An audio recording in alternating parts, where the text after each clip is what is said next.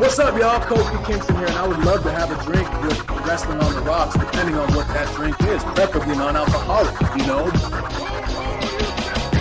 How's it going? The Celtic Warrior, James. Soda. I would love to have a drink with Wrestling on the Rocks.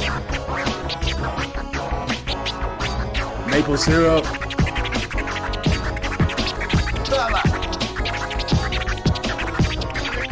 I would never have a drink with Wrestling on the Rocks.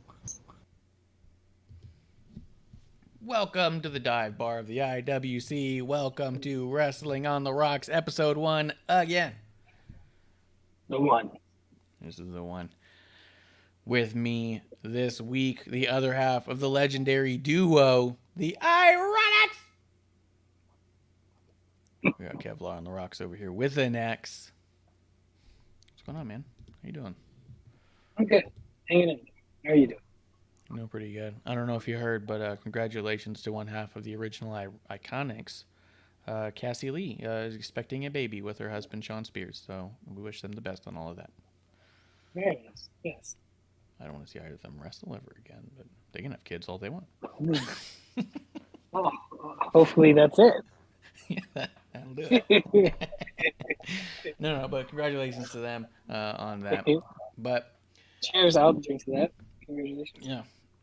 Yep. What are you drinking? What's in your glass, man? Some good old OG Crown, the purple stuff. There you go. Purple drink. Got it. I'm having a little pina colada for the summer. Biggest party of the summer. We are a day late for anybody who notices or keeps track besides us, but a lot of traveling, a lot of running about. I woke up this morning at like 8 and I watched Raw, I watched NXT, and I watched AEW. It was like some of the heaviest homework I've ever done. I was all like, I'm going to run around in the afternoon and do some stuff. And as I was getting through more and more stuff, I was like, I'm doing both shows in one go. Like, I can't. Like, I won't be caught up. It was crazy, dude. It's a double shot of Marsh tonight. Yeah. Yep. Sent out a few links to some random folk. We'll see who pops up and who doesn't. So. Do you have an umbrella in your pina colada? Oh, man. Yeah, man. I could put a little American flag in there, which, by the way, Congratulations, Hacksaw Jim Duggan. He beat cancer again, Yes. dude. Ring the bell. Ring the bell. Oh. Yeah. Congratulations to him, too. That's something we're drinking, too. Dude, this was a good week for wrestling, though. Drinks to that, too. Yeah, drink to that, too. And Ric Flair didn't die? That was a plus? He made it. He made it through. Did you see the match? The Flair match?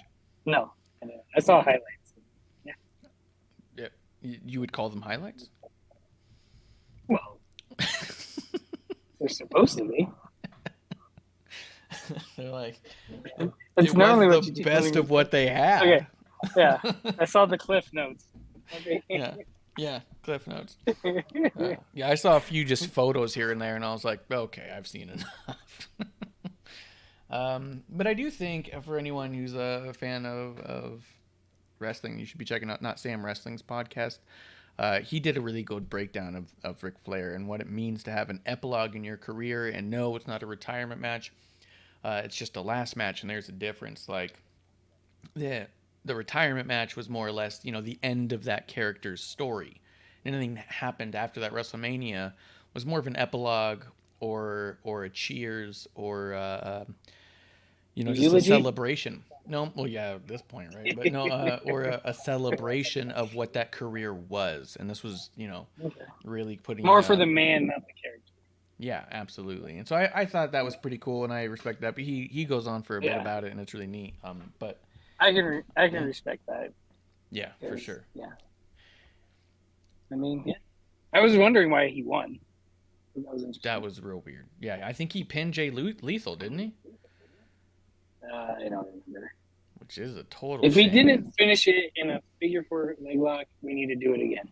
Yeah, let's run it back. The last match again. Do it like Cher. Just constant farewell tours.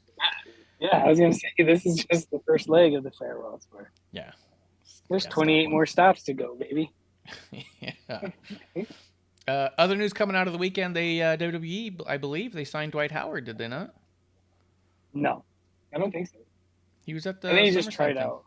You think it was just... No, I think he was at the tryouts, and they announced that because they put out an announcement today of people that they'd signed, and I thought Dwight Howard was on that list. Oh, that I don't know. I thought he just tried out. I know he's a free agent right now in basketball. I don't think his basketball career is officially over, but I guess it wouldn't, hinder him from signing another contract. It did not stop Dennis Rodman or the mailman, Karl Malone. Karl Malone. Yeah. And the mailman. They definitely were full-time NWO members and such. So. Yeah. I mean, maybe. Do you think if you I like Dwight Howard. You think if you met Jay Leno, he would give you the old too sweet if you tried? Maybe. Yeah. Who just? I mean, I don't think. I just don't think that would be the first thing to cross my mind. But oh my God, Jay Leno, too sweet. Yeah, would to me. I'd be like, holy shit, it's Jay Leno from the NWO. This is crazy. This is my chance. Yeah. Did I don't know. I don't know who Dwight Howard is. I heard he was a basketballer. What team is he on? He's a free agent. So he's not to any team. I thought free agent just mean you had to open for contract negotiations. So he's not assigned to a team. Yeah, he's not signed to a team at all right now. He was on the Los Angeles Lakers. Oh shit! I've heard of them. Yeah, they're usually pretty good. They're good at winning. They're like the Goldberg of basketball. Not last year. No, yeah. Kick them all down. But I mean, I like Dwight Howard. I've followed his career since he was with the Magic, and he's made a few pit stops since then. And he's very energetic. He kind of reminds me of Shaq. And I know that was his comparison, playing in Orlando first, just like Shaq did. But he's got personality. Yeah. So if WWE doesn't work out, maybe AEW is the route. No, well, they picked up Shaq. Yeah. I mean, actually, Shaq did both. Actually, now I think about it. Yeah, I don't know. That Shaq does whatever the hell Shaq wants to do. I don't think anyone's going to stop him. That's a really good point. You could tell by any given commercial break. And I don't mean like a specific commercial. I mean that there'll be 7 commercials in a row of different products that all highlight Shaq. Mm-hmm. He is like the spokesperson of America. Yeah, ink toner. Yeah, Kellogg's, the General, Icy Hot. Yeah, insurance, pizza. Mm-hmm. Yeah. Whatever he feels like doing that day. Yeah, he's gonna be in like some medication commercials soon enough. I know it. I feel it. Just as long as he's not in, it's not extends. What's the other thing that all the athletes? Oh, the new boost their testosterone. It's not. Yeah, like Frank Thomas. It's the Nutrigenics. really gross one. Nutrigenics. Yeah. Yeah. Like text Zipper to 1919, and you're just like, ugh. Ever since I retired from the NBA, it helps me break more pelvises. Yeah. Now with this, it's not the only thing I'm slam dunking anymore. Yeah. Ugh. Backboards aren't the only thing I shudder. Yeah. Yo, dude, you want to talk about some of the shows? We haven't been on for a bit. I don't know. I kind of like where we're at right now.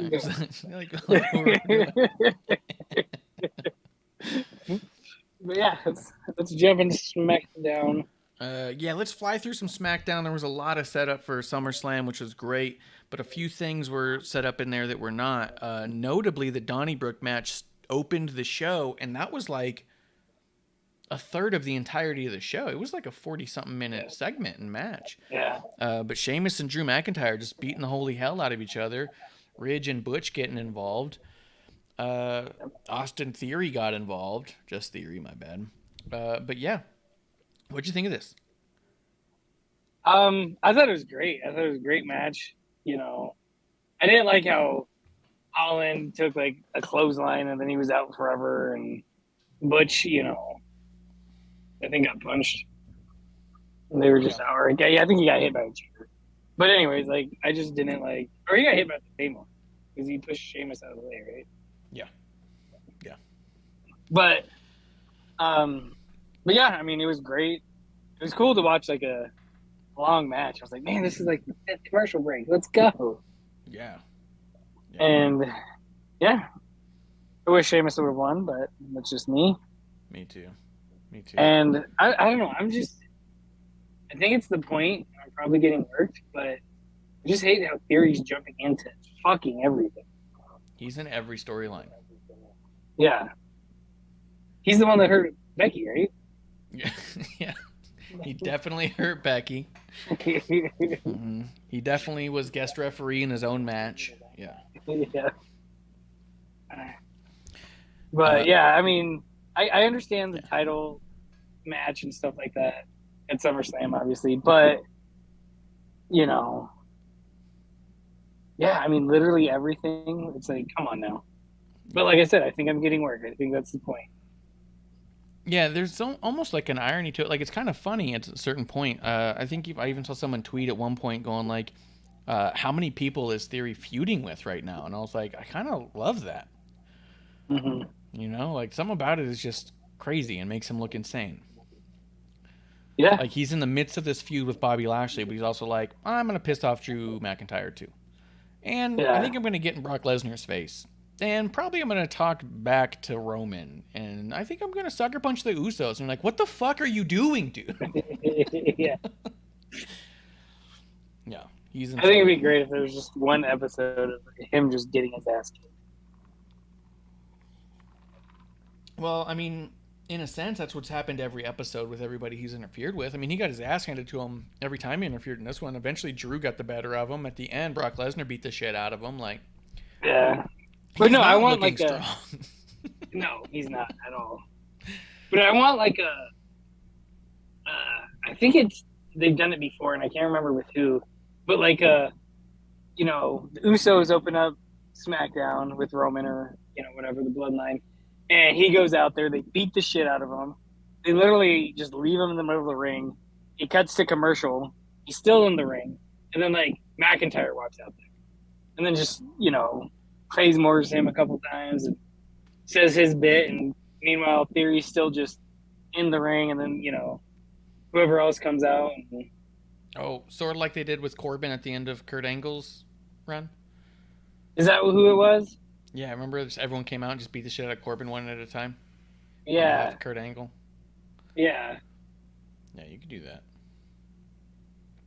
I mean, James Ellsworth, on his way out of the company, they had him in a bunch of house show matches where every single woman on the roster did some sort of Attitude Era finish on him.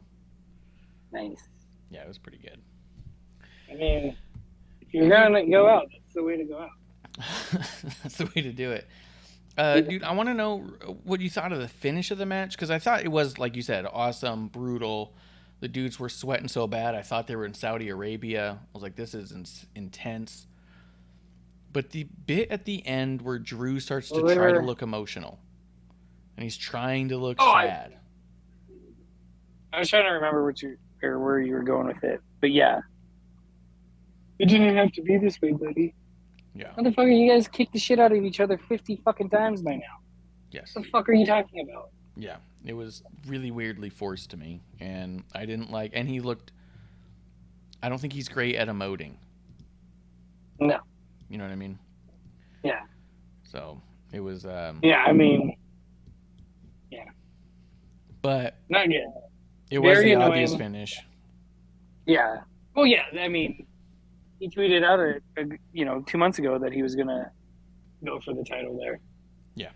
He's like, it's official, it's booked, and they're like, we haven't done the story yet, and he's like, no one will remember. Yeah, shut the fuck up, Drew. Mm. But yeah, I mean, and then the whole crying or trying to cry, and it was like, what the fuck? And even if he did do a good job of crying and being like, oh, buddy, like, just the sentiment's not there. I don't think anyone bought it. Anyone was like, oh, he had to beat up his own buddy to get his title shot.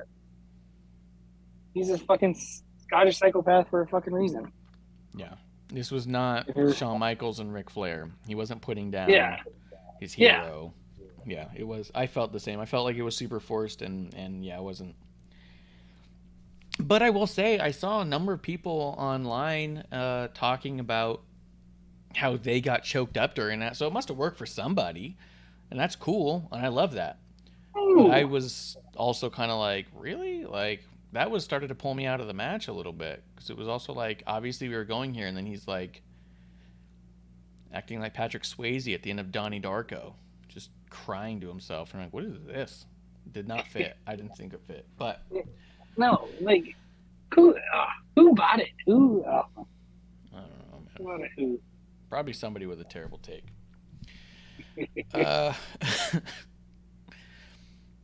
I'm going to run through a couple things on SmackDown. We're going to get into SummerSlam really quick here. I just want to say I loved the bit with Corbin behind McAfee yelling during the whole promotion for the next thing. And McAfee kept complaining, like, someone get this guy out of here. And you just hear him heckling the whole time. Yeah. I just loved that. I thought it was also interesting. I feel like that's one of those types of things that gives it a fresher look and feel, and could be an indication of a new boss in town, because it feels like something that Vince never would have done. I don't think Vince would have ever sacrificed his own promoting of his own show for sake of one storyline. You know what I mean? Yeah. Smart or not, I don't know. That's not for me to say. All I'm saying is I fucking loved it. Yeah. I couldn't tell you what matches they were promoting at the time. No. All I could think about was, this is incredible. You know what I mean? Corbin and McAfee.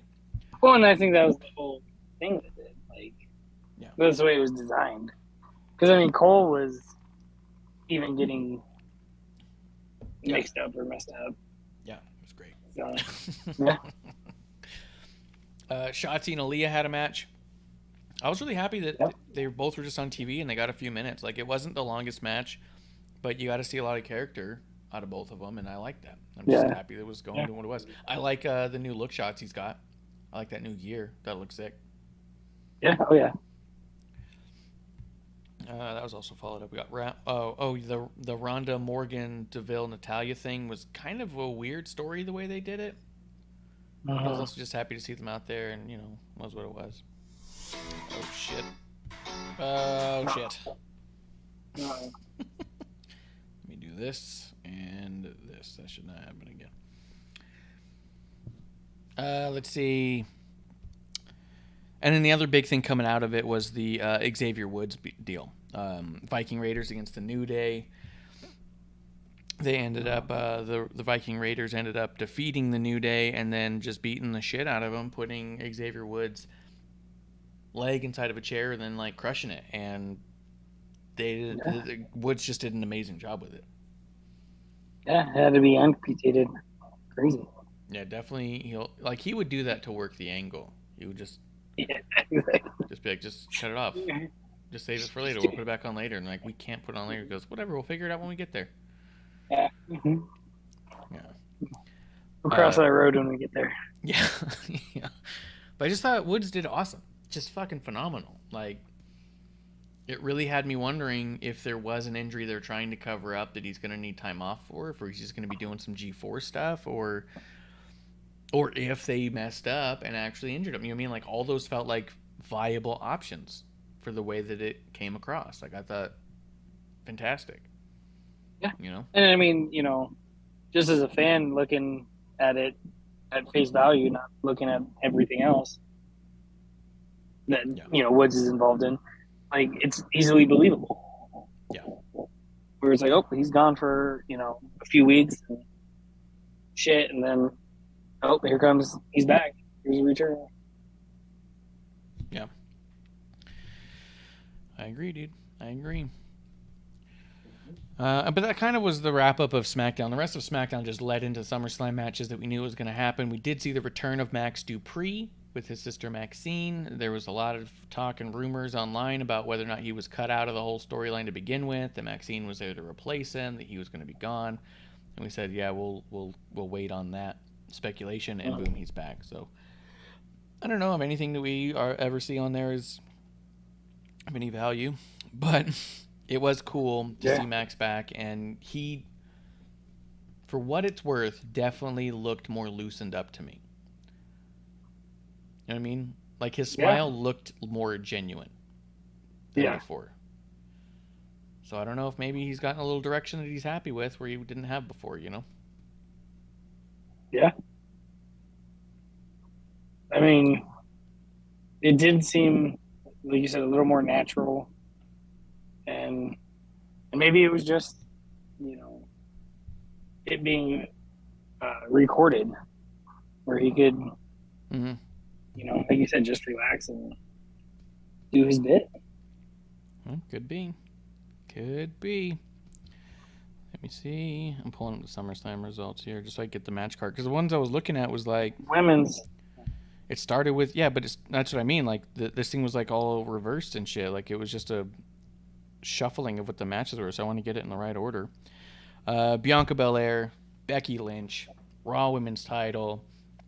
Becky separates a shoulder. Turns out legitly. Bianca gets the win. Dude, I loved at the end of the KOD and Bianca popped backwards. She did that little hop to get into the pin. Yeah. It looked like it was with such urgency, but it was also so clean. Like, I rewatched her going into that pin like 4 times. It was just so perfect. Like, I'm just too far. Hop. Like, just hopped over there. Got the win. Retained the title. We got the handshake with Becky. And then the return... Bayley, surprise return Dakota Kai, surprise call up Io Sky. A lot happened in this first 30 minutes of the show that really felt like, oh shit, new era, who dis? What did you think about it? I wasn't a fan. Yeah. No, I'm just kidding. It was great. Yeah. Can we talk about something else? No, it was great. Like, the match was great. Like you said, the urgency of Bianca there was like, this is my chance, this is my chance. Unlike her husband that does a frog splash and lands 5 feet away from the opponent. But, yeah, I mean, great match. I was wondering, you know, is Becky going to, you know, attack Bianca again? No. You know, handshake. And then, you know, she walks off. Then we hear Bayley's music and I don't know. surprise, not surprise type of thing. Like, we've been expecting it a while. Mm-hmm. I still wish it was just a doorbell and then the music. Or a doorbell ring. Oh, You literally hear the dude. ding dong Ding and then dong. oh yeah. Yeah. People would be That'd be confused for a second. Like, Yeah. what the fuck was that? And then Yeah. you know, Like then your oh doorbell shit. Yeah. I did like when she got halfway down the aisle. She went ding dong, remember me? Yeah. I thought it was good. Yeah. So dude, there's a Yeah, lot. so I was Go ahead. I was just gonna say, I was excited. I'm like, cool, Bailey's back, Like I said, not much of a surprise. And then Dakota Kai coming out. I was like, oh shit. Like, that's cool. Last thing I heard, I thought she was released and that was it. Mm-hmm. And, so it's like, all right, cool, that's awesome. And then Io comes out and I'm not a fan of the name change. I know, I'm not going to go on tangents about it, but it's just too close. Io Shirai is just too close to Io Sky. I think that's the point. But it's just like, even the announcers a couple times said Io Shirai. Well, because they hadn't updated the Tron either. The Tron said Io Shirai. Oh, and that's when I Corey said, I believe that's Io Sky. And then they had to be like, if that's what they're telling you. Yeah. Just And I want to think welcome real quick.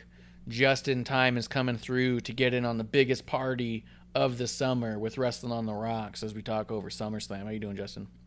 What up, Justin? Cheers, you guys.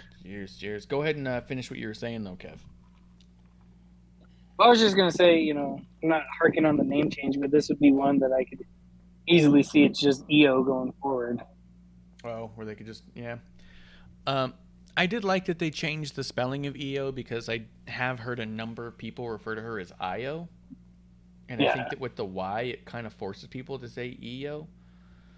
Now it's Io. Yeah, Io. I thought the adding Sky instead of Shirai was, minor, but fine. I get it, but... My only complaint during the whole thing was that the space between the entrances took so long because the ramp is so long. There was a certain part it felt like it was dragging. But I think it was just because the ramp was so long. You know what I mean? That they were waiting for them all to get to a certain footing before they did it, and they all came out separately. I kind of wish that Bayley came out with all of them together. And they could worry about their names and graphics and music another time. Just show up with Bayley. Oh my God, who's by Bayley's side? But it still was. But really I cool. think three pops is better than one. That's true. Living for the pop. I would say even if it's up on the top of the ramp, like Bayley just walked out, stopped, and then they played Dakota. She walked out, then Io, and then they all three just came down same time. Yeah, could have sped it up. Yeah. It probably wouldn't have felt as laggy as it did. Yeah, it did feel a little laggy. But I was driving during this. I was literally on the road to LA when all this was going on, so I didn't really know what was going on, and I kind of knew I was getting messages and people were forwarding me stuff. So I didn't get to watch it till the next day. Oh, wow. Even watching it the next day and having seen all the pictures and knowing the names and all that stuff, I still felt my heart racing during all of this. Like, it was done so well that even by saying that it was a little laggy isn't that big of a knock on it, because it still had me going, and I knew what was happening. I knew what to expect, and I still was kind of like, oh my God, all of this. Something that, quick shout out to Wrestling with Freddie, the Freddie Prinze Jr. podcast. His new co-host, Jeff Dye, was at the show, and I just want to throw this out there. He had said, because he was there with people who worked in the company, this exact faction of Bayley, Dakota, Io was pitched to Vince McMahon several times over the last several months and was shot down every time. So this was another one of those new era who dis moments where this is something that I wonder, because so talking to my brother, he was all like, see, Vince doesn't get it, he's a dummy, right? Like, why would you ever turn this crew down? And I hear that, but also realistically, I could see negatives to this group. Io in NXT, even when she would cut her promos with the subtitles, didn't emote a ton with her face. She was pretty one-sided on it. Dakota was doing weird, goofy stuff by the time she left. I could see Vince not making sense of it in his own mind. But I think that inherently, I agree with the concept that these three together are going to be magic. And I think we saw that even on Raw. Their chemistry, Io was much more emotive with her pantomiming and stuff. But I think that might be the crux of the difference between a Triple H booking and a Vince booking. Vince isn't going to put anything out there if he doesn't see how it's going to work right now. If he doesn't understand it, he's not going to do it. He's not going to try anything. Now, if it fails, he'll laugh and be like, who could have ever known that wouldn't have worked? And you're like, you're an idiot. Of course that wasn't going to work, right? But in his mind, it would. I think Triple H is willing to let them try. He may not get it or know, or he may see that there's larger potential and just let them have a shot. He's more willing, I think, to let something fail than Vince. Vince didn't want anything to fail. Triple H is like, if it fails, it fails. We move on. And I think Vince was protective of failure. Does that make sense? Yes. Yeah. Vince wanted perfection. Yes. He didn't want any step backs. And that doesn't mean that shit didn't fail, because it failed all the time. But I think he didn't understand why it didn't fail when he should have. You know what I mean? Go ahead, Justin. What do you think of all this? I mean, my one question about it is just like, what is the point of the group? Like, what is their main focus as a faction? Though I'm still asking that question constantly. Like, I love it. I love it though. It's so good, but it's like I look at the three of them and I go, okay, but what is your main ideal reason for this? Mm-hmm. To me, it was very similar. And, watching SummerSlam, I wanted a fourth person to come out. I hate three-person factions. Kinda. But yeah. It reminds me of when the Riot Squad came out. Hey, we're going to show up, we're going to beat everyone up, or, start shit with everyone and go. Yeah. And that's kind of exactly where it's going right now. Hopefully it doesn't freaking get booked like the Riot Squad, though, sadly.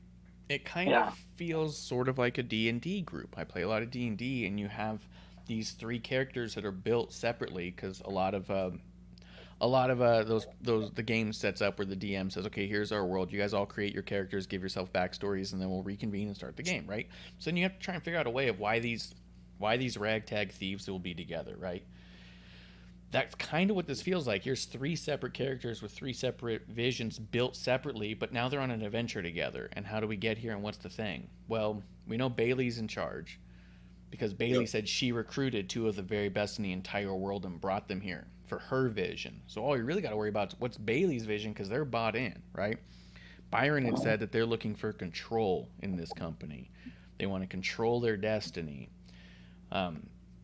Bayley said she wasn't going to tell everyone what they're up to, but they know exactly what they want, and they know how they're going to get it, and they're going to be doing it, and you're going to watch it happen.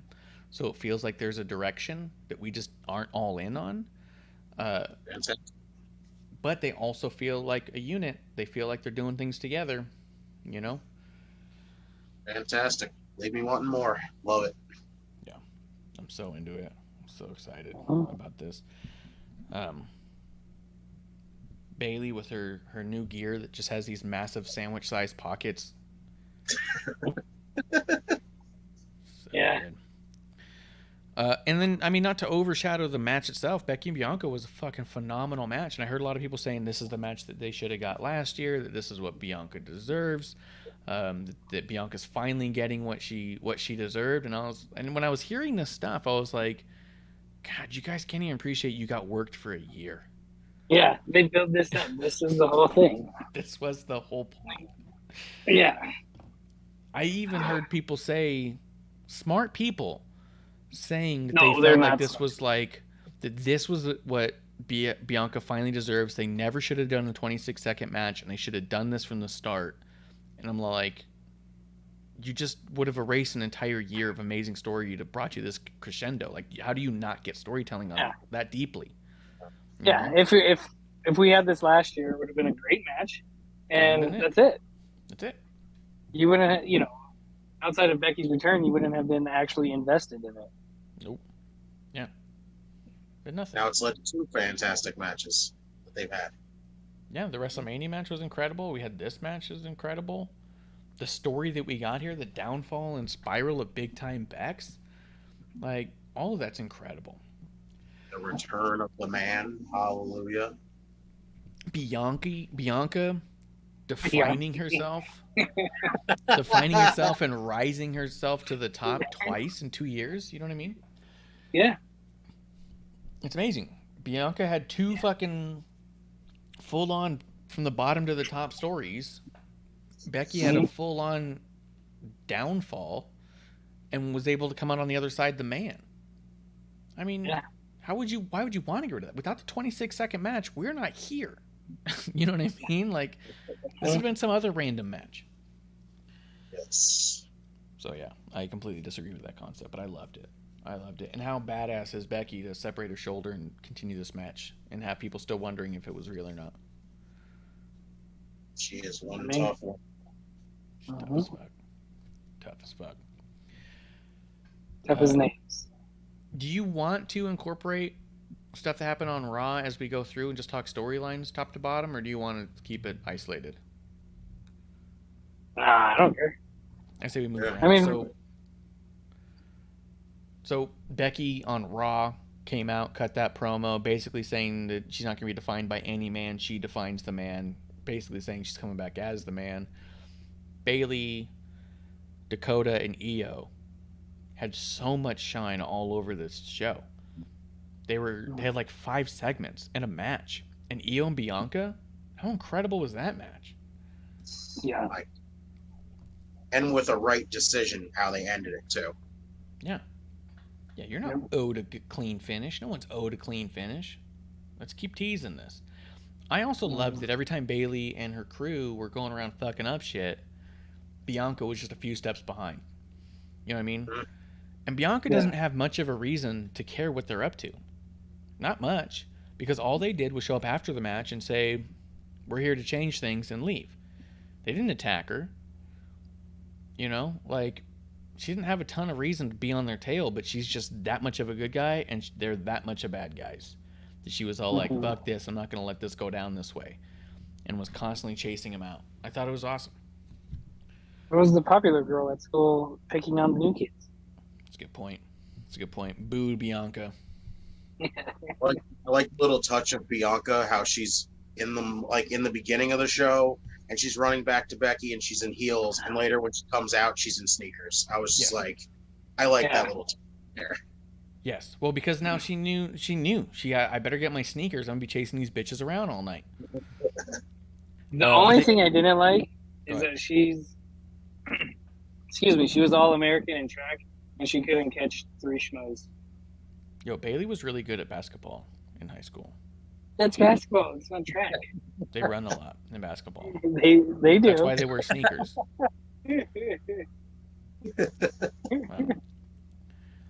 Oh yeah, that's who they attacked. Alexa and Asuka, who also had a fucking fantastic match. Yeah, I like that they both came out. Since we're talking about that, they kind of like shook hands and they were like, all right, this is just competition between, 2 people that respect each other, and then, they get attacked. And I'm just glad they didn't to climb the ladder. Yeah, and I'm just so glad that they didn't turn it into a 6-woman tag. And that match is happening right now. Yeah. It's official. Make it official. No, I definitely am glad they didn't just go 6-man or 6-woman on that, because I would have been like, whoa, hold on a second. Yeah. Yo, even Vince is back. Yeah. Or Teddy Long. Even the backstage stuff. So they attacked Becky to knock her arm out of place so she'd be gone for a while. They even were getting questioned by Sarah Schreiber and stuff. What are you doing? And you don't worry about us. They walked by the Usos, and the Usos showed them like this amount of respect. Like, it was really cool. I'm really looking forward to this Control faction, whatever they're gonna end up being called, and whatever shirts I end up buying for it. Well, see, because I was wondering with Triple H, because I was obviously love thinking fantasy and stuff like that, but I was like, dude, it'd be so badass if Triple H makes basically a woman's DX. Yes. You know, obviously don't call him DX, but something similar where like the NWO, like Bayley starts spray painting shit, like Yes. whatever they're called, like I think there's a I chance think we it'd be get like really a women's cool. NWO out of this, more so than a DX. Yeah. But yeah. Yeah. And if they had it, like, Yes. they need a hand signal too. Because I was trying to think, like, most Oh, the people doorbell. outside of the 2 feet, just the poke. Yeah, the poke, the doorbell poke. That's their fault. They just go like, Yeah, they're like a ding dong control. Yeah. But I mean, like, whenever I think of factions and like hand signs, obviously DX, NWO with the 2 Sweet, the 4 Horsemen with the 4. Yeah. Like, I don't know what it would be. I'm not a gang sign aficionado, but something. Yeah. Yeah, I don't know. They should. Let me see if they did anything else on Raw. No. So we can go back to SummerSlam. We'll keep it moving. Yeah, because I didn't mean to go on so long about that particular segment, but that to me There's maybe a lot the of potential highlight with of- that. There's a lot coming out of that. Like, I felt like there was just so much of a bright future coming out of that. Mm-hmm. Especially even as we'll talk later on tonight in the second part of our doubleheader with the NXT, massive shifts in the women's division down there as well.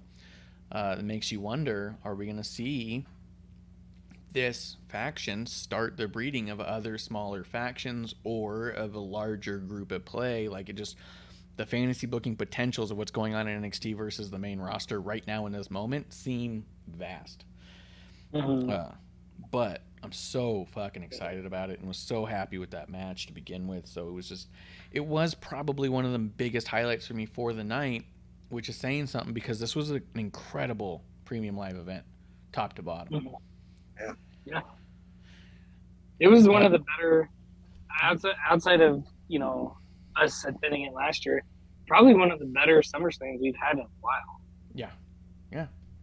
I saw someone see it and then say, I don't think it's recency bias, but this feels like one of the top 5 SummerSlams of all time. And I was like, I don't think I can disagree. And like you said, we were at the one last year, and we loved it. And the return of Becky was huge. But at the end of the day, this was fucking way better. And that was a good show. And even that actress, what's her name, Kat Denning? Yeah. She even tweeted, she's like, I think I'm I just watched my first SummerSlam, and she's like, I think I'm a WWE fan. And it's like, or she's a fan now, and it's like, yeah, if this is what you're first turning into, like, yeah, it's going to hook a lot of people. Yeah, this is incredible. Especially the first 30 minutes or so. You see 2 women who are at the absolute best of what they do it on that level, followed up by 3 returning women, and you're watching the crowd go insane, and you're seeing this face-off of 5 women. Like, that's got to be like, this feels important. Whether you watch it or not, this feels important. And if you ever watched wrestling in the past, you know that they never made the women feel that important like they did at the beginning of this show. And that would already be enough to hook someone, I think. And as polite as possible, none of them were dressed in a scandalous way or objectified in any way by their clothing. So much so they all looked great. They all looked fantastic. But you could tell that was an afterthought of everything. It wasn't go out there and look sexy to get eyes on you. It was, here are 5 important women who happen to look great doing it.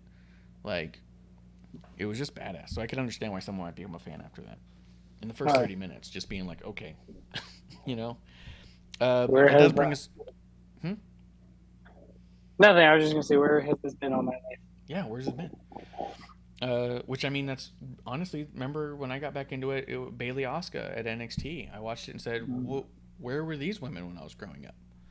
Like, this was amazing. So they were also growing up. Yeah, they were also growing up, it turns out. Logan Paul versus The Miz. Kev, what do you think about Logan Paul wrestling a one-on-one match? I liked it. I like Logan Paul.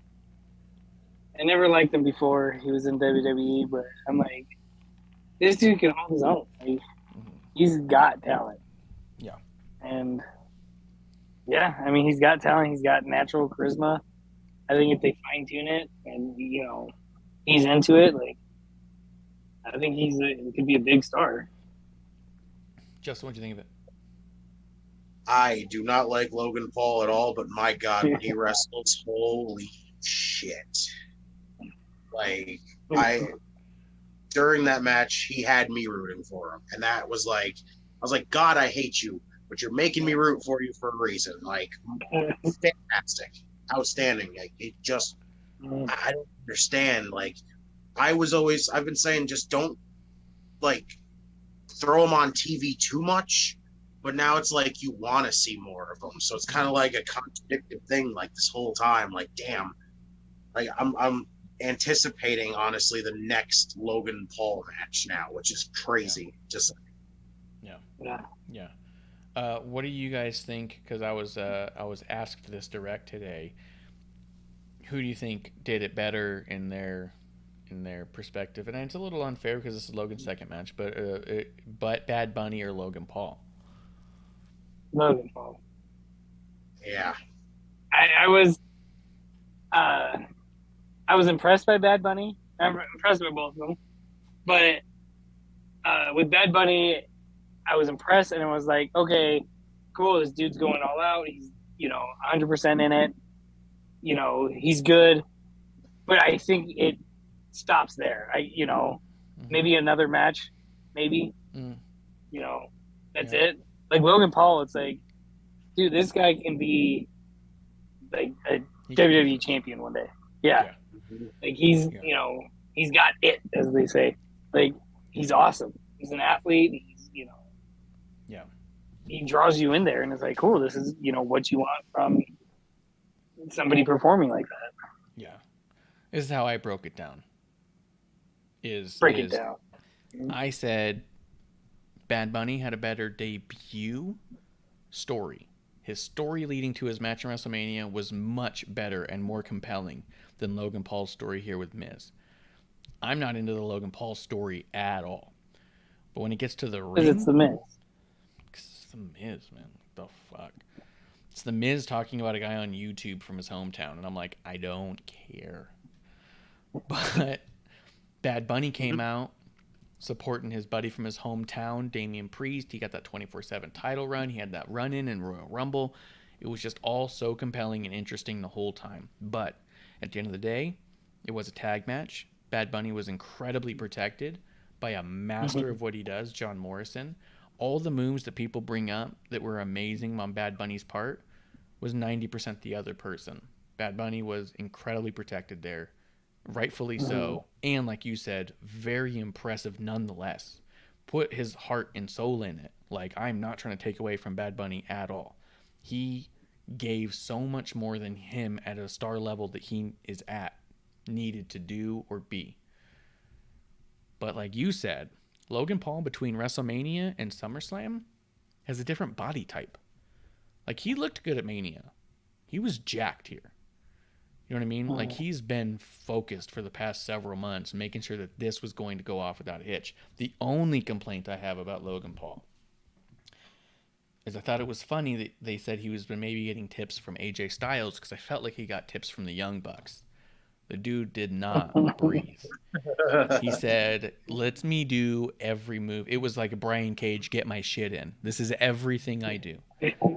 You're going to see this, and you're going to see everything I know how to do as fast as I can do it. And the only time Logan Paul slowed down is when there was someone else's spot, and he didn't have a choice. You know what I mean? Like, he even at a certain point looked like he was going to go for the Three Amigos again, but looked like he was too gassed to get up and just said, fuck it. Yeah. Like, I agree with you that I think in time, his matches are going to be a lot more psychological in what he does and when. But this was such a fantastic showcase of what his potential really is. You know what I mean? Yeah. Like, I don't even think his execution was bad. It's not even that the moves were bad or anything. It's not like he got sloppy at any point. He just didn't let it breathe. You know what I mean? Mm-hmm. And so I think that in time, we'll get there. What were you going to say, Justin? I think Logan Paul's just always, I think now going to pretty much be the best wrestling celebrity right now, because it's like he's still going to be wrestling. Yeah. Unlike most of these other ones. Like Bad Bunny, like I'd love to see another match, like a one-on-one for him, just to give it, like, to make this like debate more like interesting. But it's like no matter what, it's like Logan Paul's always going to have the one up on him. no matter what. So I think Logan's got it, honestly. Like, Yeah. guys, he's so good. Like, he has so much stuff. Like when I watch him go, he's just like, he has like moments where he has this stuff where he'll hit a move and he'll just kind of like hold on to it and just like hesitate. And I'm like, okay, he's just got to like pick it up a little bit, but not go too fast. Cause like you were saying, he looks like he's going like 90 miles an hour. Like, that's what he's just got to slow it down, but not too slow. Yeah. But he did awesome. And he looked incredible. Yes. And that frog splash, the fact he went with the Shane McMahon frog splash across to the table. Like, only 2 people I've ever seen do that, and I'm sure there's more people could fucking do it. I think AJ did an elbow off there one time, but I think of Shane McMahon and I think of the Usos as the main people I know who go from that turn post in the far corner to the table. Mm-hmm. You know, it was. I literally awesome. Give him his Shane McMahon moment. Here he goes. That's what I said. I was like, he's going for a Shane McMahon frog splash. I thought he was going to do an elbow. Like, I thought he was literally going to do a Shane elbow. And I was like, damn. But then he hit the frog splash. I was like, that's even more impressive. Yeah. You know what I said? As soon as he landed it on it, I went, fuck, that sucks. That sucks for Dominic. That was just such a good frog splash. People are going to shit on Dominic so bad. I felt so bad for Dominic when I saw that frog splash from Logan Paul. I was all like, fuck, Logan Paul's got better hair. He's got a better frog splash. Like, Dominic's got to step it up, man. Hey, you don't like Domi's hair? That disgusting, like, he, out of some sort of respect to his father, Eddie Guerrero, has decided to go with the most disgusting haircut he ever had as an homage. And I'm like, he had other haircuts. And he got to a point where he said, this is disgusting, I must move on. Early in his career. And Dom's like, I'm going to replicate the gross one. No. I'm going to replicate the gross one. Yep. And I'm not even as hard on Dominic as a ton of people are, dude. I think Dominic's doing awesome. I think he's doing great given the amount of time. But then you see a dude like Logan and you go, fuck, this is not going to help any Dominic argument you ever have moving forward. Mm-hmm. We're going to say, well, Dominic's only been doing it 2 years. I'm like, all right, well, Logan Paul's done 2 matches. And you go, fuck. Yeah, he's done it twice. Yeah.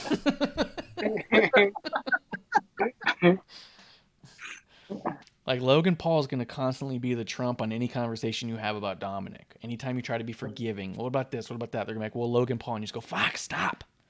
I feel bad for him, man. Because this was great. Yeah. This was great. Ciampa's involvement was good. I thought AJ Styles... This part was funny.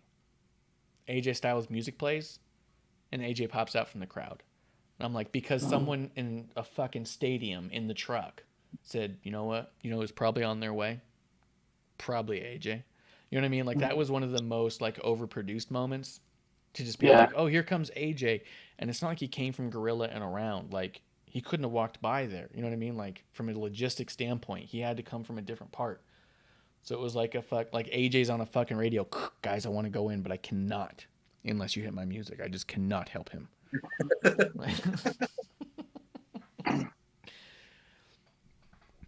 It made me laugh, but I was like, all right. Unless he was in Gorilla and be like, yo, if Ciampa does anything, play my music on my way. Yeah, I'm going to go sit over there. Yeah. And I'll tell you this much. If Ciampa goes too far, you hit my music, I'll know that's my cue. Yeah. I mean, AJ's old now. He can't make that run down that aisle. No, you cannot. You cannot. Let's see. Bobby Lashley Theory United States Championship. I thought this was great. Yeah. Did you not like it, Justin? Not really. I don't know.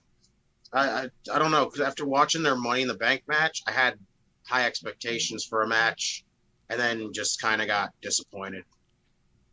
Here's what you got disappointed in. This wasn't a match. This was a story, and you wanted a match. Yeah.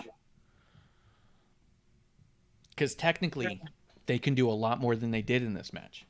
You could have told a totally different match, like bell to bell in between the ropes, but so much of this was so dripping in story and playing the egos of the dudes. I don't mean ego in like an egotistical way. I mean an ego in a sense of self way.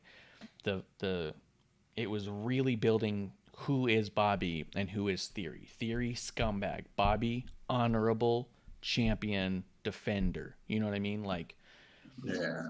it was kind of slow and kind of short, and it was, I don't want to say one-sided, but it wasn't like, this was not catch wrestling. This was Theory's a scumbag, Bobby Lashley's as stand-up as it gets, and he's walking away with the championship, which is what I thought made it so great leading into Raw, where the entirety of the show was anchored in how great of a champion is Bobby Lashley, and the crowd fucking loves Bobby. Yeah. Yeah. So from the wrestling standpoint, bell to bell, I would say yes, there was a lack of wrestling match, but there was a heavy dose of story, which is why I thought it was done so great. Help break up the night a little bit. Go ahead, Kev, what were you saying? Well, that's what I was going to say, is that I think if you took more of the wrestling out of it and stuck more to the storyline, like as soon as Theory was struggling with Lashley, if he kind of was just like, fuck it, I don't care, I'm cashing in, like, you know, that's why I think like the tap out was real quick. They didn't mention it, but Yes. I think they could have easily, you know, like, oh, you got me in this, I'm not going to fight it, I'm done. Yes. You know, I think if they leaned into that just a little bit more, I think it would have been. Yeah, they'll live to fight another day. Yeah. And he's got bigger fish to fry. He's got bigger plans. And at one point, he did grab his briefcase and start to walk away. And Lashley got in his way and goes, no, I'm here to whoop your ass. And that's what I'm going to do. Yeah. And then he overpowers Theory and does so. So that's why I was like, man, Bobby Lashley's a big bad man, dude. But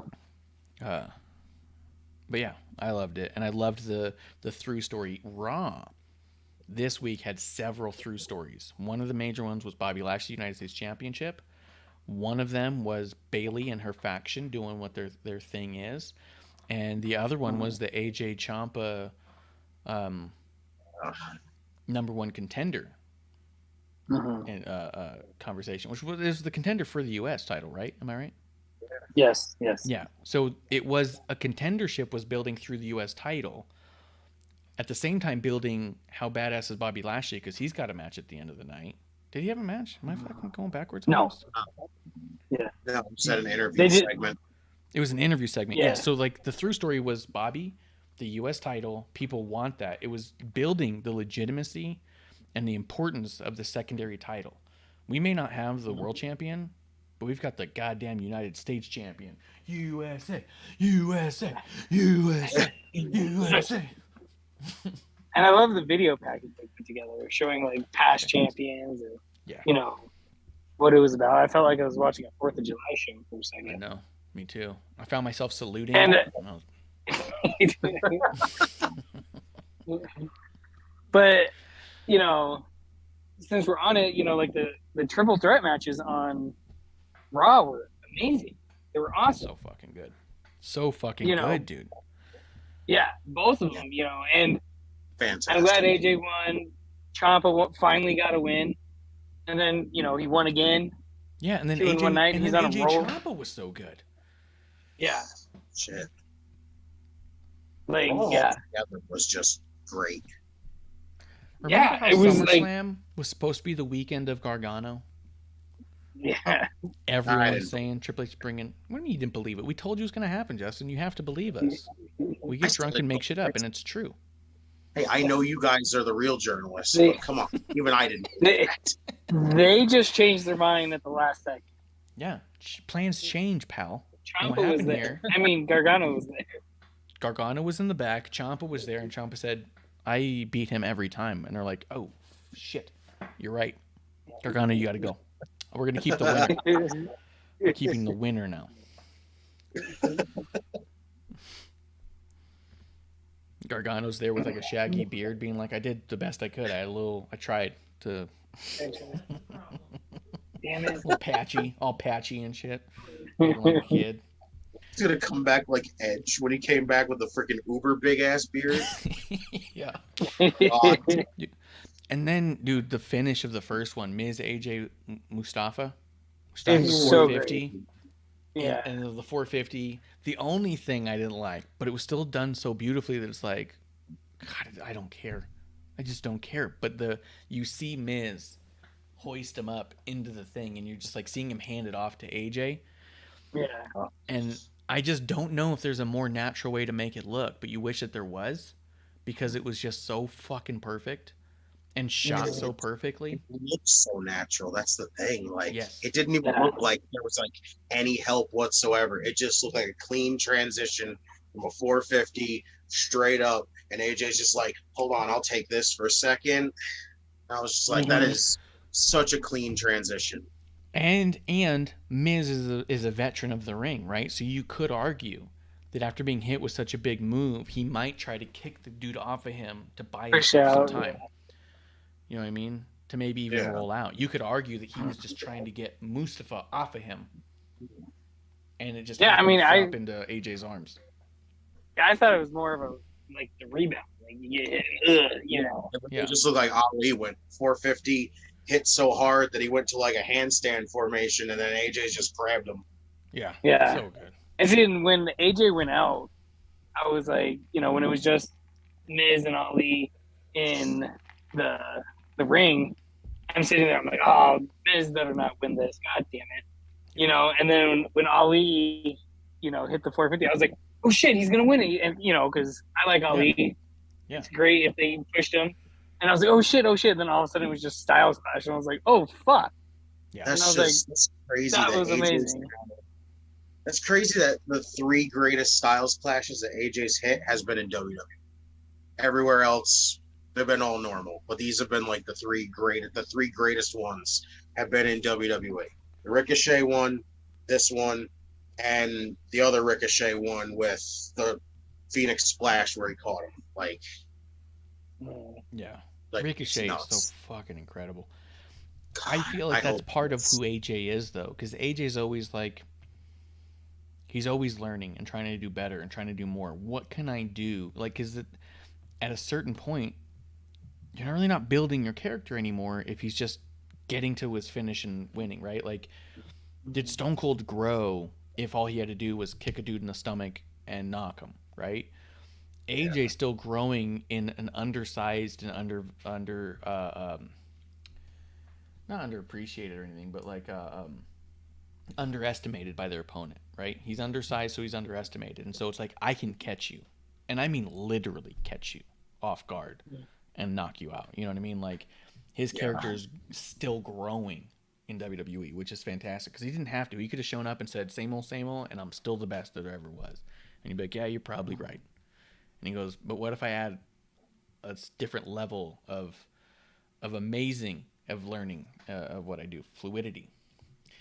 Bishop in the chat says it was awesome, perfect dance and production. Yeah, the camera angles of it, like you said, you forget that AJ's even there until he catches them, dude. And the only other AJ Styles clash that I thought even came close to it was when he threw Ricochet into the ropes and Ricochet bounced back and then he caught him. Fucking so that is good. the most unreal thing I've ever seen in my life. That is video game defined, that freaking Styles clash. I don't know how he did that. I never want to question it ever again.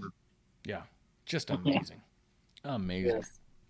And then Ciampa, Gable, Ziggler, like fucking. If Ciampa just won that match, you feel like he should have a title on him. You know what I mean? Right. You had a triple threat with Ciampa, Gable, and Dolph. You go, oh, well, I guess Ciampa's taking the pin. Yeah, exactly. You know what I mean? The best thing about it, though, was it felt like Ciampa of old there. Yes. And that's what I loved about it. Except for his gear, which is I didn't inspired. Outside of him still hanging around with the Miz and everything else, I was like just watching the match and I go, that feels like Ciampa. That's old Ciampa right there, and I love it. Yes. That was just got me so. Everything else I didn't care. I was like, just give me this match. I love this. All in for it. Yes. Well, it's because I'm telling you guys, he's trying to get a reality show. Ciampa is? Yeah. That's why he's hanging out with the Miz. He's gonna get the wife and the kid on a reality show. He's gonna be like the Miz. Ciampa in charge. I was saying Ciampa in charge. There you go. Wrestler. Yes, it's just him bossing people around. Yeah, getting out of things, choking people out. Yep. But cheers to Bishop for coming through the chat. He did not take us up on the link I sent him, but it's only the biggest party of the summer. Special VIP only invites. That's true. Let's see. Moving through. Mysterio's defeated Finn Balor, Damian Priest of the Judgment Day with a return from Edge. Monday's Day is a Tuesday, and everybody's wrong. You know? Something like that. Yeah. Edge, dude. Came out, flaming stairs. I will say that was one where the production was a little lacking.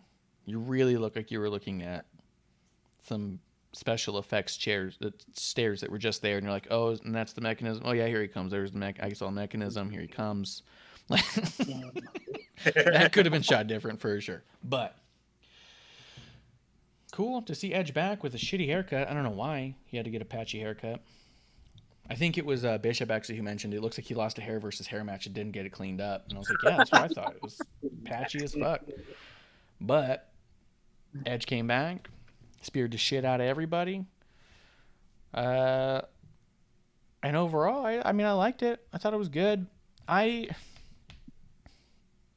want more for Judgment Day. I want it to work. But it feels like there's a disconnect, and I think right now the disconnect is an injury issue. I think with Rhea back, that's big.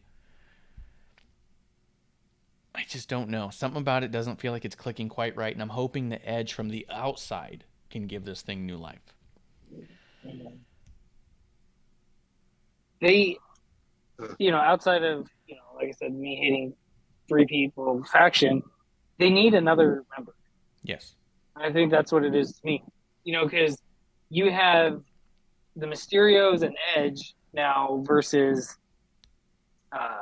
Judgment Day with Finn and Damian or Priest, and it feels like a 3-on-2 now. True. Even though Rhea's there, she's causing havoc, pushing Dom in front of Edge and stuff. Yeah. But it just feels like they need another one. Yes. Edge mentioned it before that, there's other people joining. I think they need that other person pop. I don't think it needs to be like a Dom turn or anything like that, but true. It just they need one more person to at least, like I said, it's 3-on-2 right now. And especially when you think about it, you've got Mysterio's and Edge, so they can bring in Beth Phoenix to neutralize Rhea. Yeah. So they need one more. Who do you think they bring back? Gangrel? Braun Strowman? Braun Strowman would be crazy, but Braun Strowman would actually be really interesting.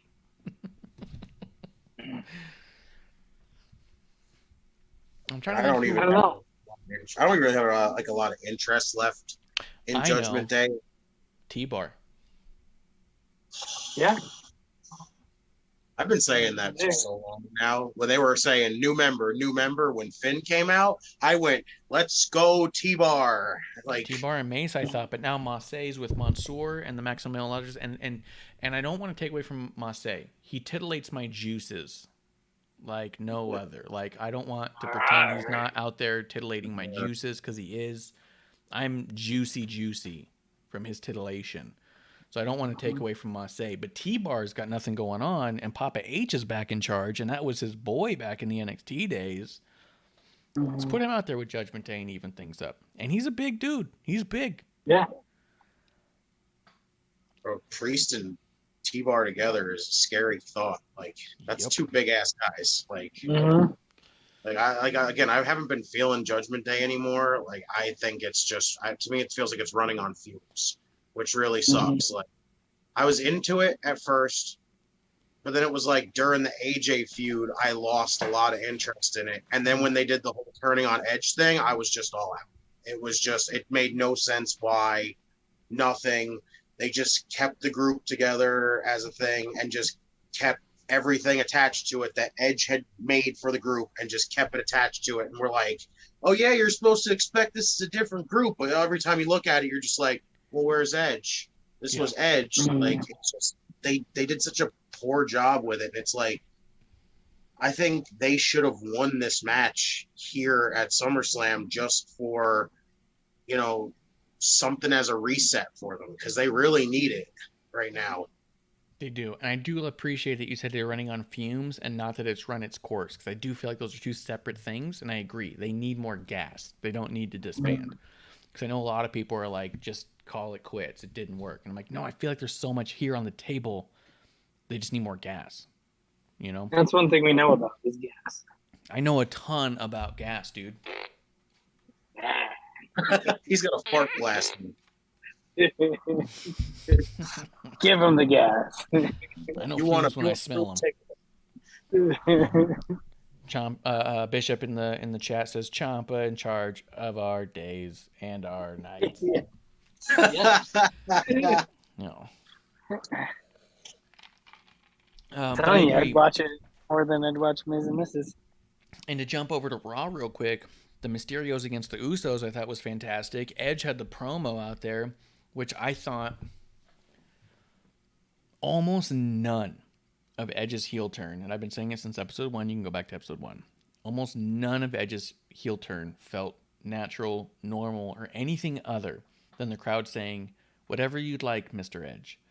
Would you like me to boo you? Then I shall boo you. It never felt genuine at all, in any way.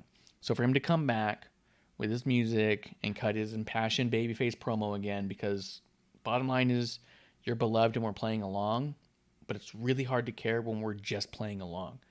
Like, we want you to play with us, right? So him being babyface gives us those jollies, and now he's back to, I think, where he needed to be to begin with. And I thought the promo was the best promo since he joined Judgment Day. You know what I mean?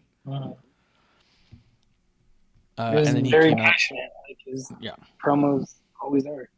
Yeah, absolutely. And it was less cookie cutter than his generic bad guy promos that he would cut. And I even said it then. I think that I was hoping I was being worked and he was giving the good lines to the young folk and saying, let me take the easy shit that people don't give a shit about and make them look good. But he's back to just being a badass. And he speared Dominic because Dom had to come in with that stupid haircut. Mysterio's lost to the Usos because, they the ones. So now it's going to be an Edge versus Dom hair versus hair match. Yes. Edge versus Dom, hair versus hair. Dom's going Somebody's going to get a good haircut. Yeah. One way or another, someone's getting a goddamn haircut. And Edge, I know a guy up in Canada. Cuts hair. Malt's Barbershop. Need a spot to go. Let me know. Talking about Brutus? No.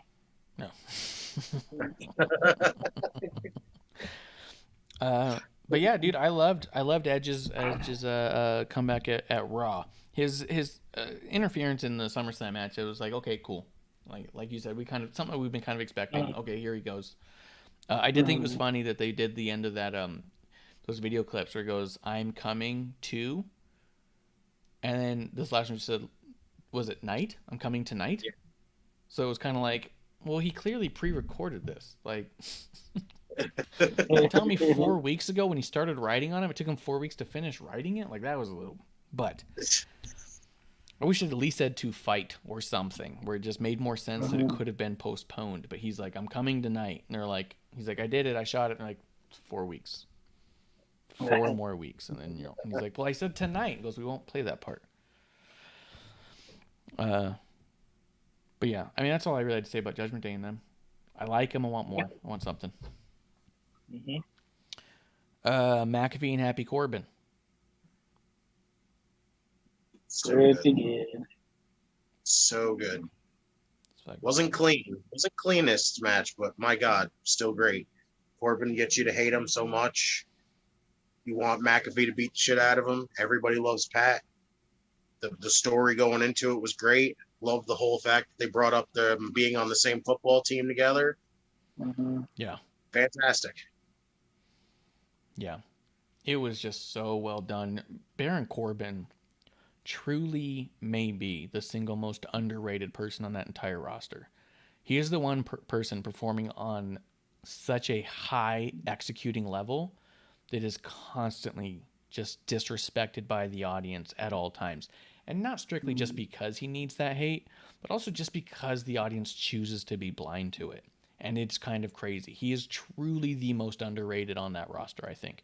Everyone talks about how he's dumb, awful, and boring. and they hate him. And it's really takes a lot of work for him to do that. They're just getting work. Like, I love Corbin. Like, watching this match, I love Pat, love Corbin. Made me appreciate both of them even more because they're masters of their crafts. And yeah, like it was, exactly. It wasn't like, Justin said it wasn't the cleanest of matches, but still a great fucking match. It was still good. A couple of athletes. Michael Cole on commentary was awesome. Corey Graves, I liked you before you had opinions, before you could speak your mind. And he's like, things have changed. A lot's changed. That's what he goes, that's changed. A lot's changed. I loved after the match, McAfee walking over to Corey, giving him giving him the suck it, giving a high five to Michael Cole, walking over to his buddy and chugging a beer, and then walking off. I like McAfee's got new music. So good. God, I want Corey. I want Corey versus Pat so bad. Make that happen at Survivor Series. So good. It made me think of Sports Beard. Constantly, whenever Corey would say anything bad about Pac, he's like, I see what you're doing, and I don't like it. I put it as a little twist. I don't remember where the hell I put it as, but I said, have it be Cole and McAfee versus Corbin and Corey. Ooh, that would be good. It's going to be just a silent match. I don't even know. Just have the Raw commentary team just do that whole commentary, that match. Just like Jimmy Smith calling a freaking Michael Cole match. That'd be kind of interesting. No.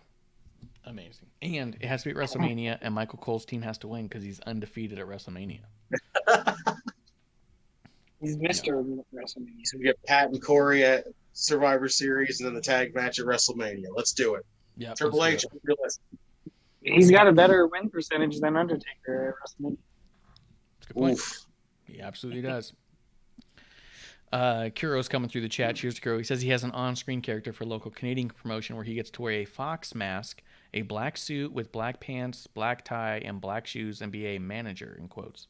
I want your tagline to be, we ain't nothing to fox with. Just throwing it out there.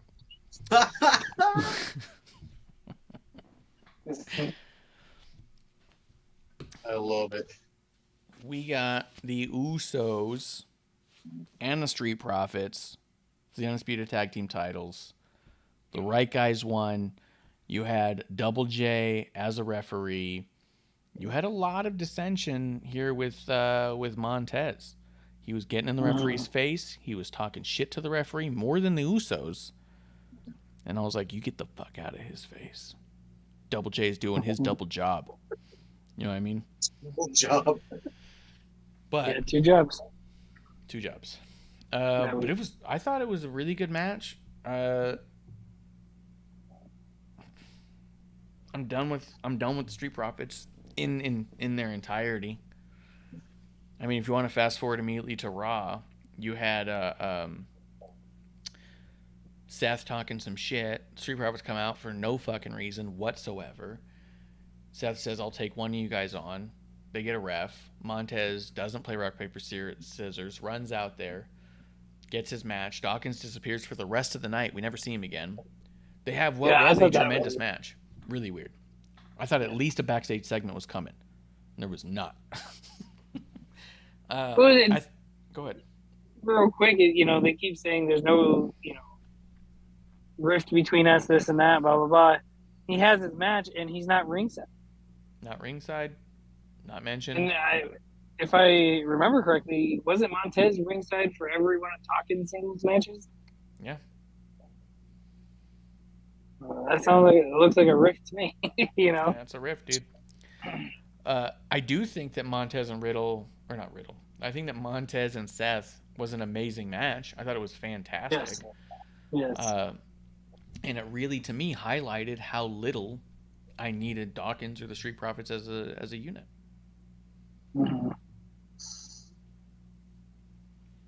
Yeah, I mean, Justin? Like you said, See, I thought their match at SummerSlam under-delivered. I don't know. I wasn't feeling the match at SummerSlam.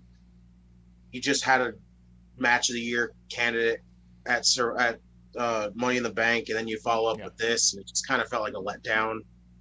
wasn't really feeling Jeff Jarrett. Like, he was incredibly inconsistent with his counts. Like, he was like counting slow, counting fast, counting normal, and I'm like, Jeff, make up your mind here. Like, it was just. I thought he was doing that on purpose at first. I thought so too at first, but then he was like, he kept doing it over and over, and I was just like, just doesn't know how to ref. I guess that's just the thing. Like, counting is hard. I thought the turn was coming, because all this stuff about people being like, the turn's gonna happen, this is gonna happen, and I'm just like, I thought at the end of the match at SummerSlam, I thought it was gonna happen, but it didn't, and I was just like, I love the Street Profits. I don't want them to break up. I really don't, but it's more than likely coming. Tez shows on Monday that he'd kill it as a single star. It's just, I don't think you can really have another tag team go apart right now. But that, again, like, what else is there for the Street Profits to do other than go single? Like, they're, as a team, kind of really got nothing left for them either to do. Like, they've already won every tag team title now. Like, and they've been beaten into the ground for the last year and a half, 2 years almost. It's been a while since they've like won. You know, and I think go ahead. It's kind of like damned if you do, damned if you don't right now. Like, well, see, and I think this is the perfect time to do it, since there's not one tag title on Raw and SmackDown. You know, we have the unified champions. The tag team division doesn't have to be prominent on either show. So if you break up a tag team, I don't think it's going to, have as much impact as if Raw had their own tag titles and, they only had 3 or 4 teams. Yeah. I mean, right now it's kind of at the state what I've talked about. When Marsh talked about it, it's kind of like merging the tag divisions together as one right now. So I'd say keep it as this right now, because I'm kind of fine with it. Yeah. I think we should break up the Street Profits. I got no use for Dawkins. Turned him into Dumpy Dawkins. Yep. But I do think it is time for the Usos to lose those tag titles, though. Like, I do too. I thought SummerSlam was the start. Yeah, I was actually kind of rooting for a while there for the Street Profits, and just because the Usos have beaten everyone, just like Roman, it's like some kind of little change needs to happen. I thought this was the start of the decline of the bloodline. Didn't mean to make that rhyme, but I thought this was the start of it, and now it's just like it's still going. It's like, are they just going to do it in one night? They just both lose at the same time. Like, I don't know. Interesting. Do you think that the Maximum Male Models take the tag titles off of the Usos? No. I think we're real close to that probably happening. I think it'd be hilarious. Let alone freaking win the tag titles. They may not have wrestled, but they titillate the juices. They don't titillate my juices. There's no way they're not tittling your juices, dude. They're not titillating juices. They make my juices just kind of freaking dry, very dry. Harden up. Would you say they harden up your juices? What? What? I'm trying to get the lowdown over here. Harden up. Yeah. Because the Usos aren't titillating anybody's juices. They would say if they were. They say, you the twos, we the ones. And the Maximum Models are covered in juices. God, I can't even picture the Usos coming out there and having a face-to-face with them and going, we're the ones who titillate people's juices. And I'll be like, oh, my God. That'd be so good. So good. So out of the tag teams, who do you think could take them from the Usos? Probably Viking Raiders. Yeah. Probably the New Day. New Day could, but we've been down that road. I could see the Viking Raiders getting a serious go. I hope so, because I love those guys, and I hope they get an uber push as heels right now, so let's go. Yeah. You know who it's not going to be is DIY. Fuck Gargano.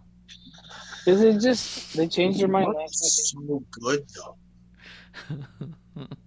DIY versus the Usos? You had me at DIY versus the Usos. DIY not. Yeah, but the Usos the ones. Yeah, but they do it themselves. Will titillate their own juices. Thank you very much. Yo, they did a couple things in the SummerSlam that was kind of interesting as far as like just almost crowd work. Having Drew McIntyre come out and wield his sword at young boys and ask what their names were and get the crowd to chant for him and say, "Hey, I'll be at Clash of the Castle," titillating juices and watching me play with my sword. Yeah, just wiggling his sword around. Watch me have the power and create pyrotechnics. Like, yeah, it was all right. kind of neat though, the idea of having him come out, because they also had like a video package for Charlotte. They had like a video package for Kevin Owens. They had this Riddle and Seth Rollins business where they had kind of a pull apart thing. I thought it was a neat way to kind of break up the night and highlight other people, all those little segments. But I don't know if it added a ton. Do you? Not really. No. Riddle Rollins stuff, I was weirded out by it. I was like, why in the world did they cut it off if they were just going to have a brawl? But if they're saving it for Clash of the Castle, I'm all in, because two of them make me want the match. I can't wait to see those two. But that was like a Raw segment. Like, that shouldn't have been on SummerSlam. Yes. And, outside of, and maybe the same thing with Drew, outside of WWE thinking, hey, we, obviously card's subject to change, but if we, we have been promoting Seth and Riddle, if we're going to fake this injury, but still at least have them show up. Yes. Because, the matches, the way they were, like, this would have been a long-ass pay-per-view if they had that match as well. Yes. Yes. Yeah. I did wonder, I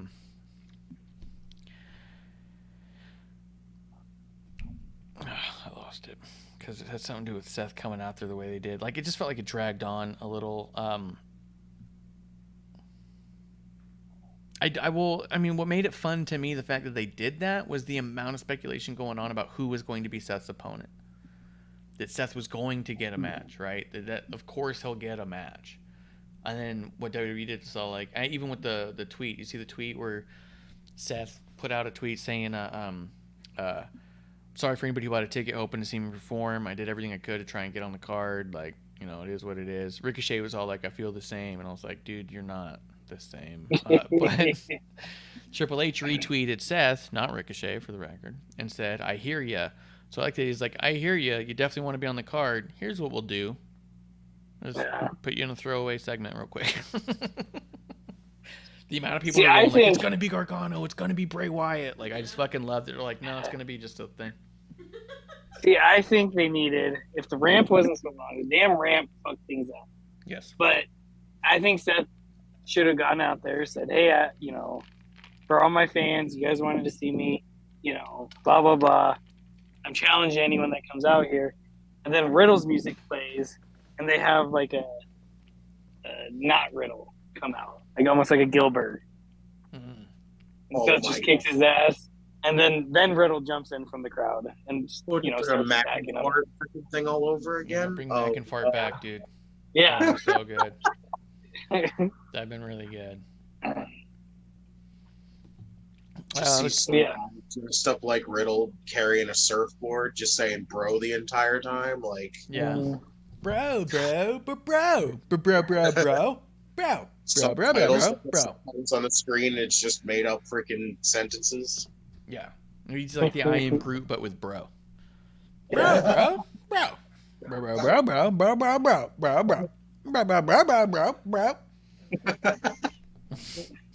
Sound like a South Park character. He's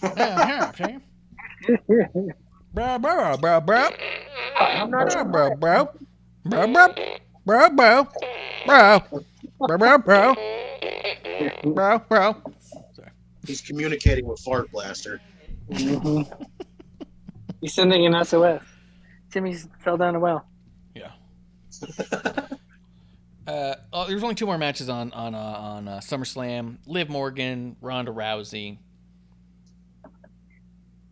I didn't hate it, but it was a little weird. Yeah. The thing, do you think the timing was off, or do you think that, because here's the unfortunate part, is with the way they did the finish, it was definitively the ref had a bad call. It was the ref fucked up, and they said so even on commentary. That was a bad call by the ref. By all intents and purposes, Ronda should still be the champion, or should be the new champion. You know, anyone with two eyes can clearly see the ref fucked up, and Liv's got the championship for no reason. So it undermines Liv a little bit too much and puts too much of the heat on the ref. Because then now you have, Adam Pearce to come out and make it right? You know what I mean? Best case, what do we get? Another fucking match there? I don't know if that's... You know what I mean? Yeah, we'll see. I thought it was going to be a classic, you know, Money in the Bank, cash in, actual match, make the new champion look strong, cool. And maybe that's just the way to swerve it, because maybe everyone was expecting it. So maybe we have this. Time, she could have started counting a fraction of a second before the 3 or on the 3. So it's the shadow of the benefit of the doubt is with the champion at that point. You know what I mean? Because a little bit of champion's advantage. But it was like 1, 2, tap, tap, tap, tap, tap, tap, tap, tap, tap, 3. Yeah. And you're just like, fuck. It really should have been like 1, 2, tap 3. You know what I mean? And it's like, was that before or after? Was that the same time? Hold on, you know what I mean? Because then you can say the referee made a call based off what his vision was, and it was so close to call, we have to let it lie with the ref. At this point, you can absolutely say, hey, ref, you're a dumbass. Look at the replay. And he goes, yeah, I'm just stupid. Tie goes to the runner. But, you know, maybe that was what they were trying to do, and they just botched it. Like, that's what I'm wondering. Because, I mean, the tap came way too close. Or way too, you know. Soon. Way too early. Yeah, soon, before the 3. And yeah. And I love Liv Morgan as a champion. And I really want her championship to not feel like a folly. And having her so clearly tap out for a full second before the 3. Mm-hmm. It's bullshit, man. It made her look incredibly weak. Yeah. I wouldn't say incredibly weak, but it didn't make her look strong. I mean, she definitely looked like they had Ronda like beat the shit out of her. Like, it was pretty one-sided. She looked resilient. It was. She was resilient. No, she was taking a beating. She got her ass kicked and tapped out, but the ref fucked up, so she's still the champion. Yeah, I think the ending. I do. I think the ending. It had to be right. Yeah, because I love Liv. I'm glad she finally won the championship. I wish it was still a little strung out more, but she's got it. Cool. Floor. Let's see what you got. And she cashed in, and Ronda barely lost that. Yeah. After Ronda drops the ankle and then picks it back up, and okay, come here, and then wins with a roll up. Mm-hmm. After she had, Ronda had a match, and then this happens. She gets beaten up for 15, 20 minutes, and then she taps out, but Ronda's shoulders happen to be down, and she's still the champion. Yeah. I just think it's disappointing, It's especially for a very early title run, and you're going to put this kind of nonsense on it already. I thought it's pretty disappointing. We want Liv, everyone's behind Liv Morgan. Yeah. And it's just, all this was just to get to Ronda turning heel. That's all it was. But it's I think no matter what situation you put it in, we were going to get another match, no matter what, which really sucks. I don't know. I think it's going to be over really soon, and that's really shitty. I do too. I think you didn't have to go with the second match. I think that you could have, if the count was at the same time, you would have Ronda with a reason to be pissed. To me, it was the tap before, and because she even had that line, I've been doing this my whole life. You think I don't know a tap out when I feel it? Yes. So in her mind, the tap happened before the 3 count because I was being calculated, right? Oh, what's But even if worse it was about her saying that? closer, that would be a better argument. Yeah. Oh, and I was gonna say what's worse about her saying that, like, hey, I know what a tap out. Okay, then you would have let go, and your shoulders would have come off the mat before 3. Yes, they both look kind of foolish, and I think the count was supposed to be so close that it was supposed to be Ronda saying, "Trust me, she tapped before the 3." And then I think you also could have been the tie goes to the runner, and no, you don't get a rematch just because in this case we're going with the official because it was so close to call. We have to go with what the person sees in the ring. This is so not close to call that now we either have to have a rematch or just keep someone looking stupid forever, and it sucks. But see, I think this was just to get Ronda to turn, and yes, I think we were going to have the third. I'm not complaining about that so far. But I think we were going to have the third match no matter what. But knowing the struggles Ronda had after she lost her UFC title, and how she was depressed and upset and stuff like that, I think if Liv would have won clean and maybe not decisive but like actually won clean, Ronda could sit there almost like how Becky had a meltdown, like just sit there and be like, no, this can't be happening again, this can't be happening, and then attack Liv, and then we have the heel turn and everything else. But for this schmoz finish, even if it was executed right, I don't think I would have enjoyed it. And they put out a thing now where she was fined and suspended, I believe, or at least a fine. Suspended indefinitely. Yeah, suspended indefinitely, which maybe that's just how we put off her having the rematch for a while. Maybe she comes back in 3-4 months for Survivor Series or something, or maybe Rumble. But for a suspension indefinitely, like, she needed to be attacking more than the couple people she did. She beat the shit out of a ref, Dick. 100%, but who has it? Everyone does it. Braun Strowman's, attacked the entire crew, ripped down the damn Titantron or whatever, the scaffoldings and shit like that. Over an 18-wheeler, like, come on. Yeah, like, I think if there wasn't a ref inside the 18-wheeler. There was refs around there. What if it fell backwards the other way? See, I think, for an indefinite suspension, I think it would have been great if she fucking lost her shit. She like puts Michael Cole through the table or something like that, or whoever the commentary was, and then she's standing there. A fan gets in her face, and then she attacks the fan. Like, I think that would have been fucking crazy. Put a fan plant, dude. Yeah, what if she grabbed the fucking hammer from the bell and just hit Samantha Irvin right in the fucking head? Just boom, fucking boom, blade job. Samantha's like, ah! Just you know what I mean? Like, commentary for that, just going, oh my god, she's attacking Samantha. I'd be like, and then Shanky comes to the rescue. Right? And then we get Shanky versus Ronda. What's her husband's name? Matt Brown. Oh, Matt Brown. Yeah, it is Matt Brown. No, it's Travis Brown. No, Travis Brown. Matt Travis Brown, and I like bubbles. God damn it. All this stupid Matt Brown shit from you got me all fucked up. We're big on Browns around here. Yeah. Brown town.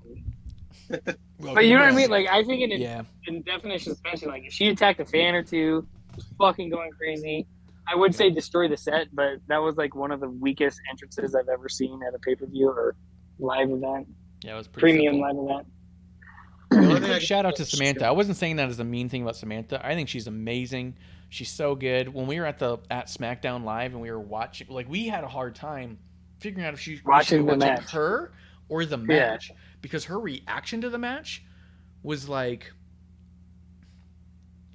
it was everything you want to see in a fan. You know what I mean? Like, she was into it. This. She was like, yeah. She was fully emotionally invested in everything. She would sit there and they would do moves and she would big expressions. And she's not on camera. She doesn't do big expressions. She's like, whoa. She would like see something crazy and look around like, did you guys see that? Like, she was just in utter amazement by everything. And it was so refreshing to see. There was no desensitizedness to her. It was very much like watching a kid there. And it was just awesome. So I wasn't trying to say that to be mean to Samantha. I think she's a gem. Oh, yes. Go ahead. And after seeing her at that SmackDown, I'm 99% sure she starts the "This is awesome" chant I think she starts them. Yeah. every time. Every time. Mm-hmm. Shouts to Samantha. They don't mic the crowd anymore. They just put a mic near her. Yeah. It's just, Mm-hmm. why does it sound like one person's yelling? Yeah. It's just with an echo on it. Yeah. I'm just looking at Raw real quick because I'm not seeing anything else that we haven't talked about enough of. Yeah, and then it just leads us into the main event of SummerSlam. We'll do that. Roman Reigns defeats Brock Lesnar. Go ahead. Oh, no. We'll finish that. This is just a random throw out there. You can throw out a random thing before we get to the main event. No. We'll finish the show and then... You're going to forget the thing. No, I'm not. You're definitely You're going to. gonna forget the thing you said. I bet you $20. All right. I could use $20. I'm going to keep the bet. Roman Reigns defeats... Last call. See you guys. Yeah, let's go.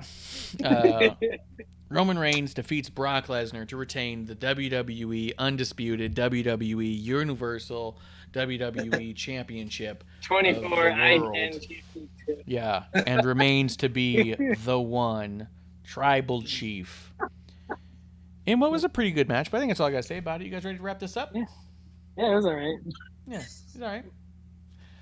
What I think was really cool about this, first off, I think this is the match that everyone wanted. Yes. This is the match that everyone's been expecting since the first time we ever heard Brock Lesnar versus Roman.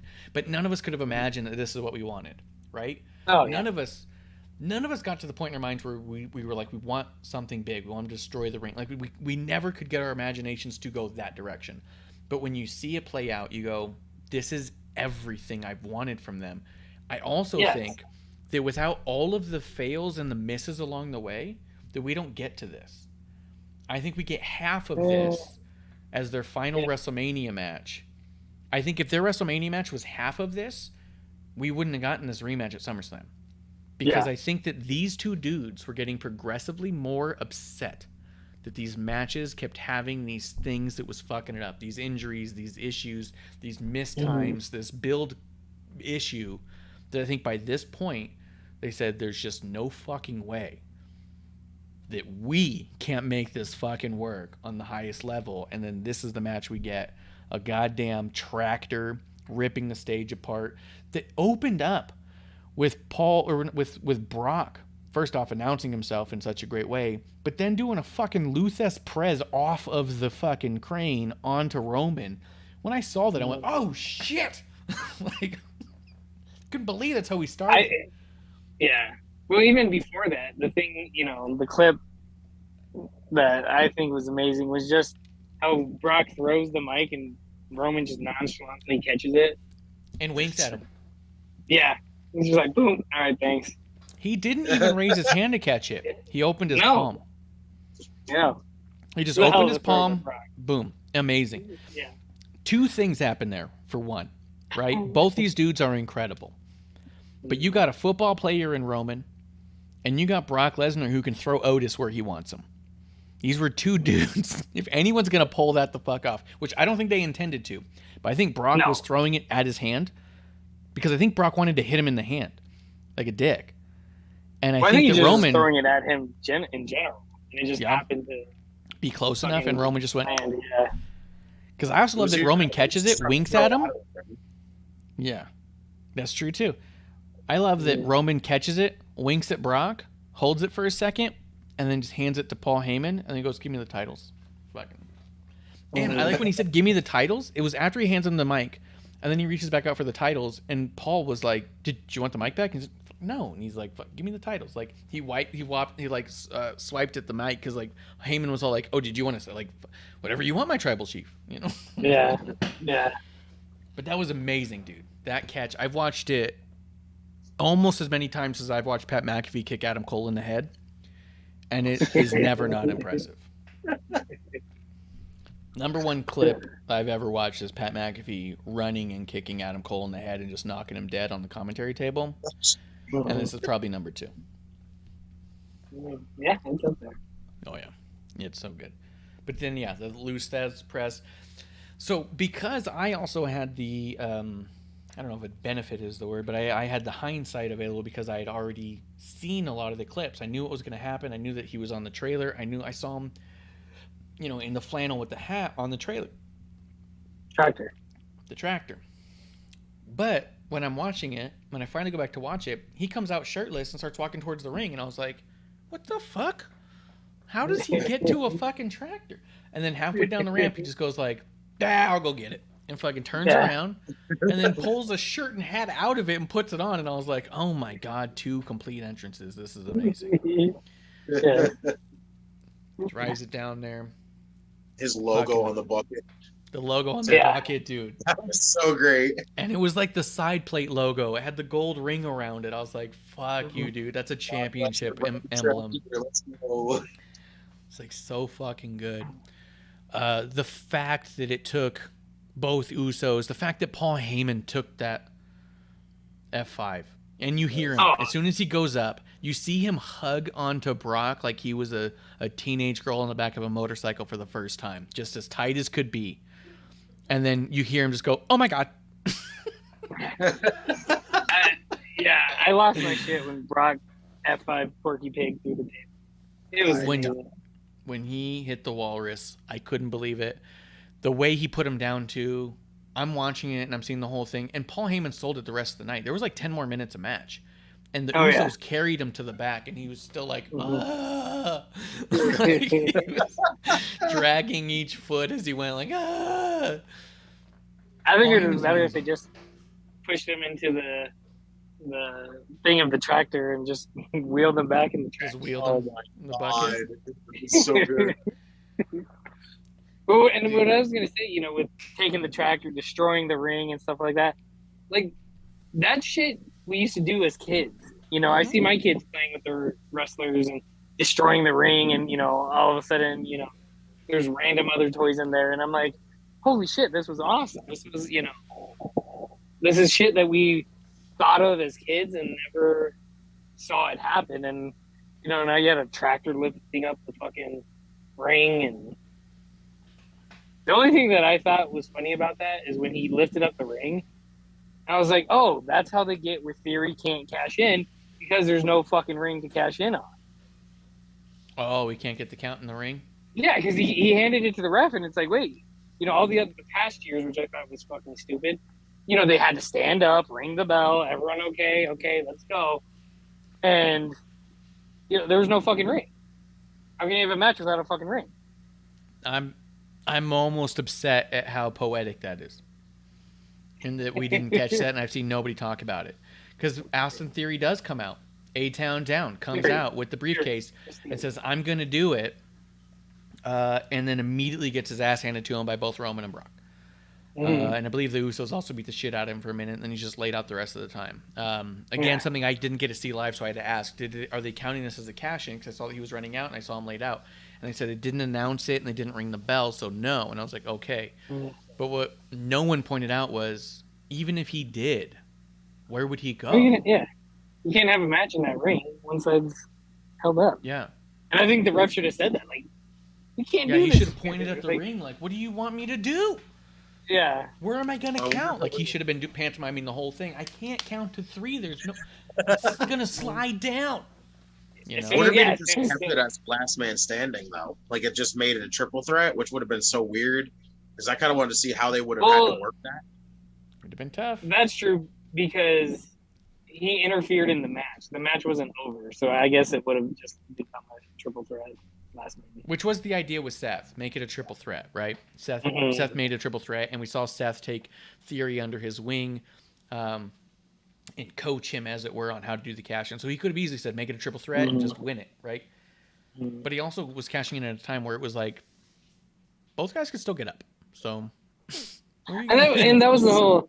And it makes Theory look stupid, because that was the whole thing that they've been talking about for the past month or two, that, they can cash in after this match. Yeah. And then he runs out there like a dumbass during the match. And, yeah.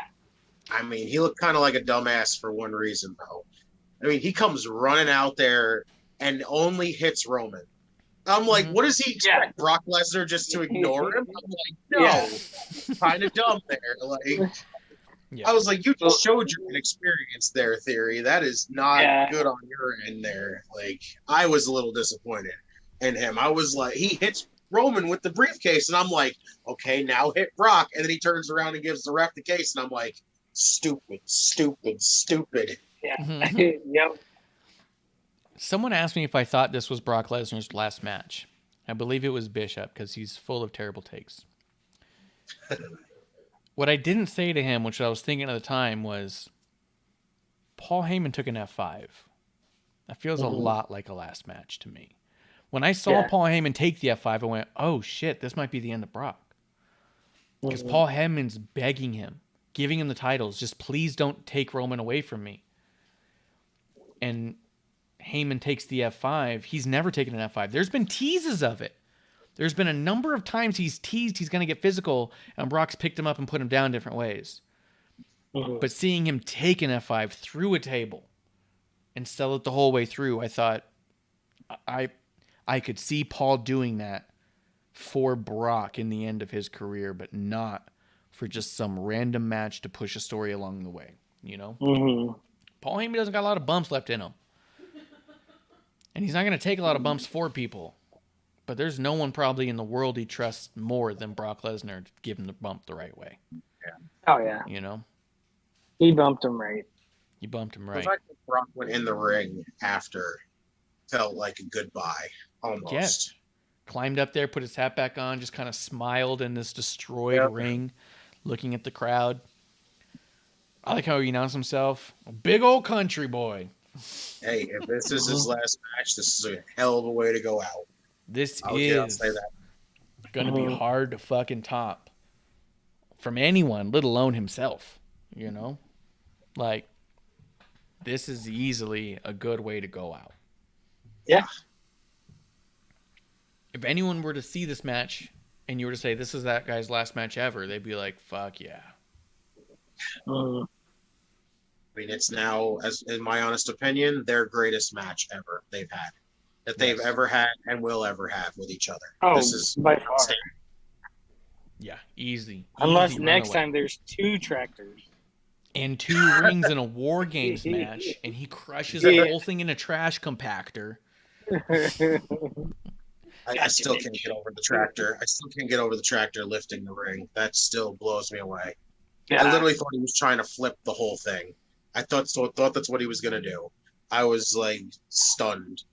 Well, I thought he was just pushing it because, he pushed it for a minute. Yeah. And then I was like, okay, that's it. And then he backs up and then gets it and then lifts it. I was like, oh, fuck. Okay. I thought he was the whole thing. I was waiting for it. I was hoping Hornswoggle was going to be underneath there and run out towards that the back. would have been hysterical. Well, actually. see, outside of the state, I was expecting that too. Just somebody. Maybe not even just Hornswoggle, like R-Truth or just somebody to be like, oh my God, they found me, and just run off. Like, yeah. Whoever But the obviously you don't 24/7 wanna- champion is, just down there like, ah! Yeah. Can you imagine Brock fucks it up and kills somebody, and then they lift the ring and their corpse is down there? Just It's like, gutted. oh fuck. Oh Yeah. God! Put it down. Put it down. Put it down, put it down, put it down. Please, please, please, please, please put it down.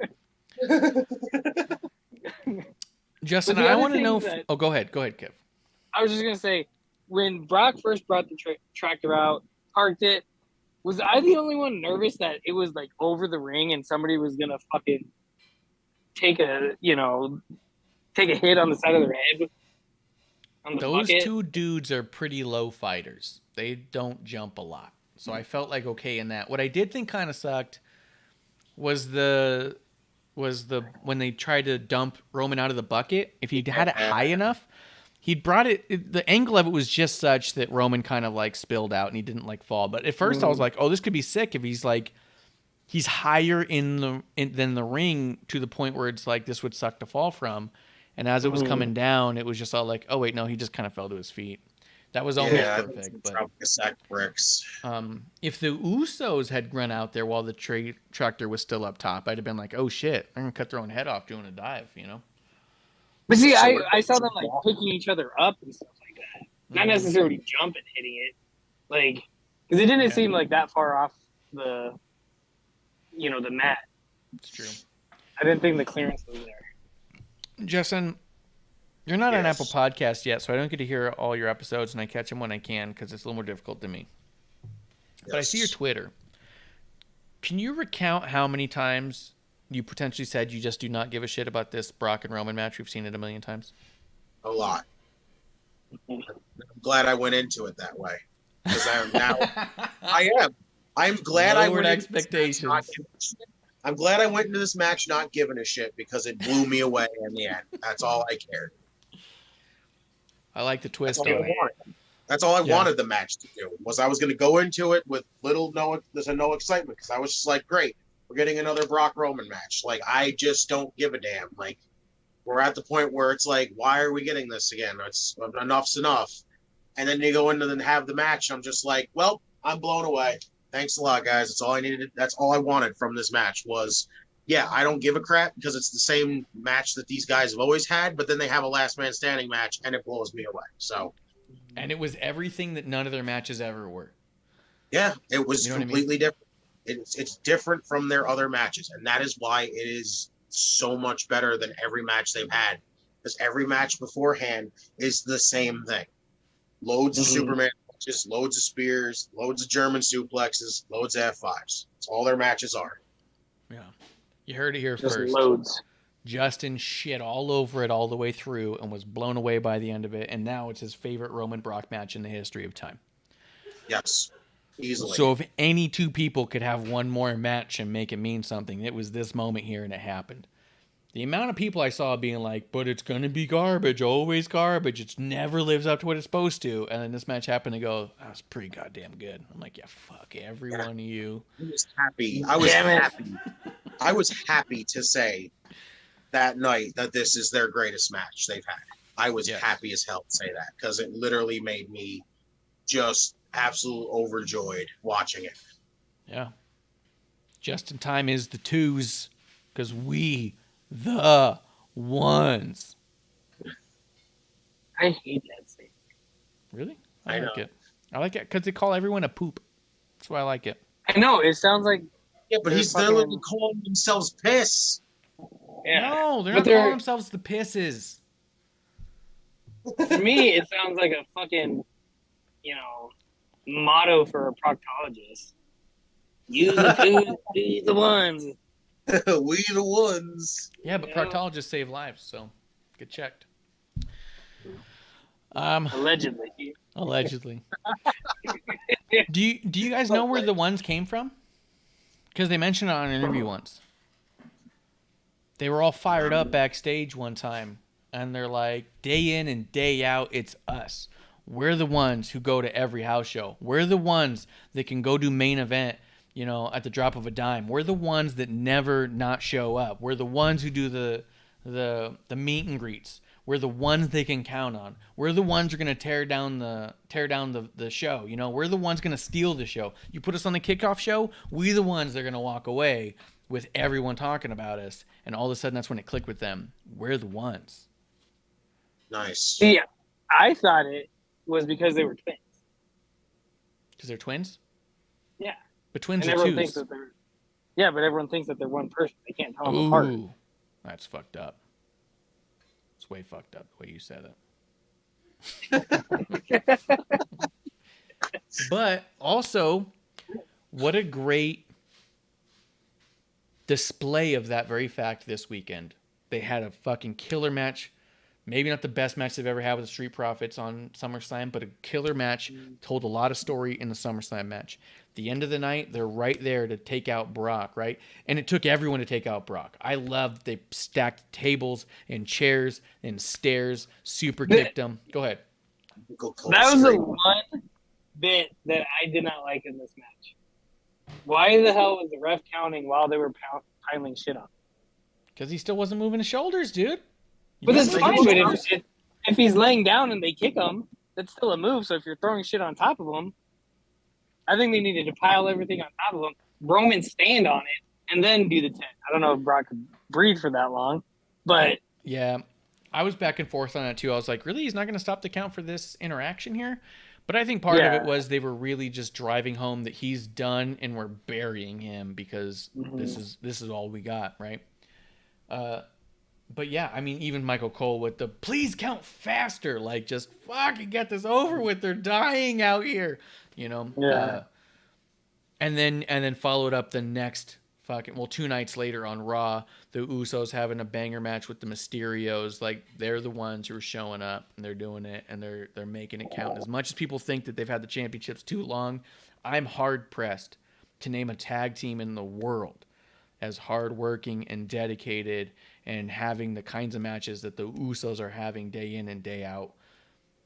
And I'm not trying to say that to disrespect the other tag teams. I'm just saying that at the end of this run, when they finally give those over, make sure we're always putting respect on the Usos' names when it comes down to it. FTR? Fuck the Revival. That's what I always say. # Young Bucks. Oh, okay. I'm kidding. I hate them. But but I'm just saying the Usos really showed up this weekend. But this match, like I said, the greatest match they've ever had. Either one of those dudes could retire at this and you'd say, yeah, I guess. Like, I'm hard pressed to think Roman can do much better.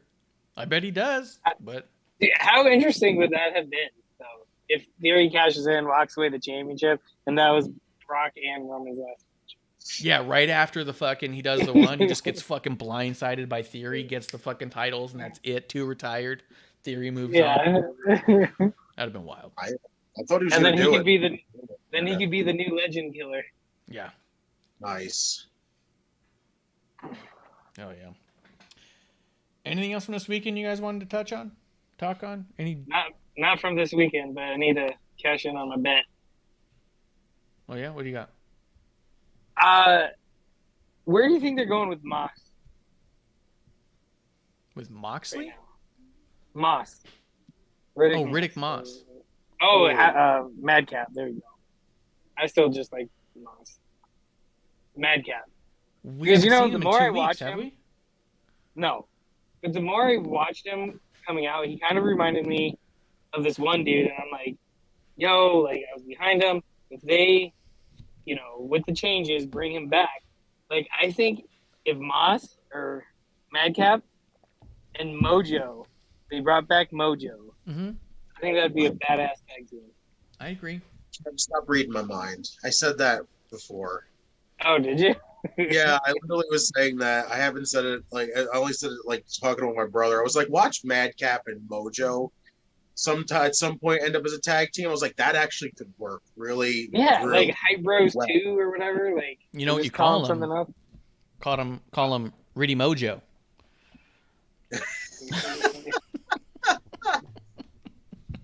No. Yeah, Riddy Mojo. No. I mean, if he's not going to be, I'd say just make him a nice, strong mid-carder. Put him in contention for that IC title. Here's the problem with putting Riddy Mo and Mojo together as a tag team. Is they already have a team that are titillating the juices, and I just feel like that Riddy Mojo would be titillating the juices so hard. You know what I mean? Good. You want me to get my juices titillated? Give me Mojo and Riddick Moss. Yeah, that'll get me going. I'll rev me up. You know what's funny? What was announced on socials just yesterday was Riddy Mo and Tennille Dashwood, the former Emelina, of famed Emelina. It's All About Me storyline. They're a couple now. Fantastic. So maybe that's why he's been off TV. Maybe she's giving him a ton of pointers and says, stay off TV as long as you can. And get paid. Get paid. Trust me, just stay off TV.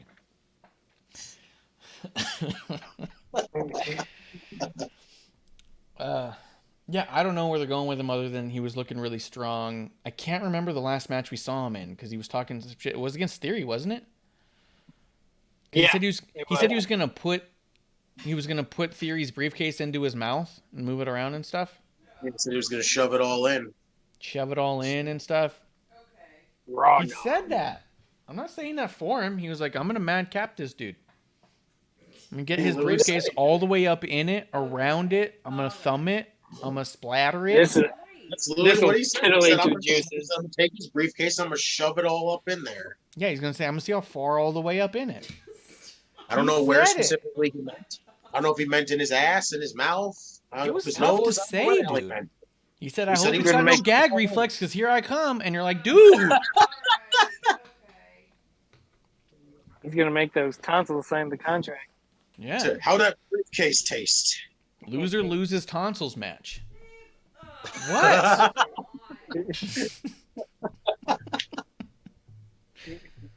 What?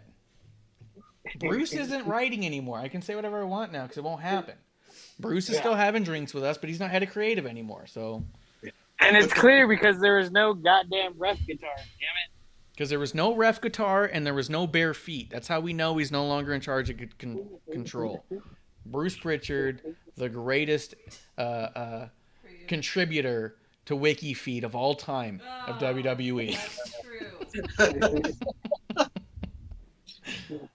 Who's the follower who's now in consulting? Talking about Kuro? Yeah. Yeah. It's Kuro now. Yeah, Kuro's like, hey, we don't need as much feet. We get a lot of flack for that, I hear. Yeah. So, anything else? Because, I don't know what direction they're going with him other than, he probably has a couple weeks off because whatever's going on with him and Emelina. And hopefully he comes back soon and just starts shoving things up into people. Maybe he was indefinitely suspended after their relationship came out. Yeah, it could be. Could be. We should tweet at Mojo. Tell him to come back and team with Riddy Mo. Call it Riddy Mojo. I made a shirt design for him, and he asked me how he can buy it, and I was like, dude, it's a bootleg. I can't sell this. Like, I have literally no rights to any of these things I just made for you as a joke. Why don't they call it Riddy Joe? Riddy Mojo. Riddy Joe?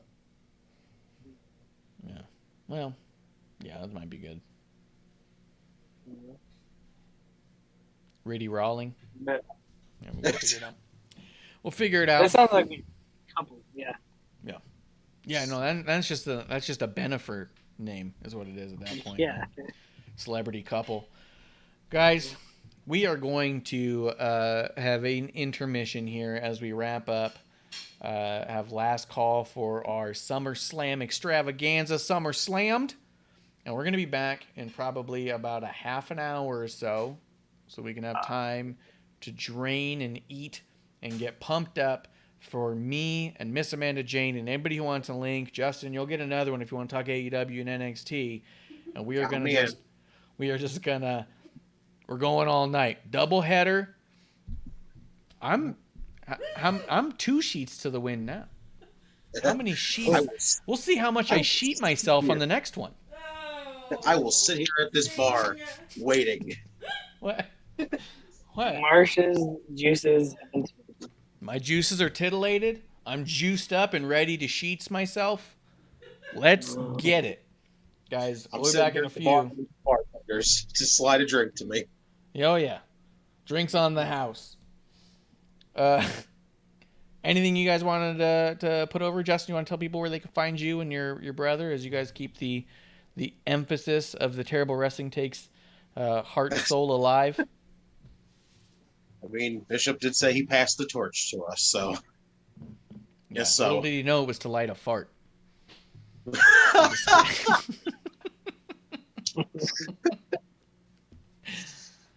Randomly, speaking of the torch, Yeah. did you guys see Gerald Briscoe's tweet? Where he said he's like, I'm 77, and just to let you know, this is my last match. And he's holding a match. oh my god. That's fucking fantastic. I did not see that. It's amazing. I will find it. It was awesome. So good. Justin, where can people find you? You can find the show on almost every platform except for Apple. Like I said, one of these days we'll get this situation fixed. Follow me on Twitter at JustinTime211. Follow my brother at JeremyInTime721. Keep your eyes posted. New episodes are mostly coming out every Saturday. If there's pay-per-view on Saturday, it comes out Sunday. So keep your eyes peeled. Sunday.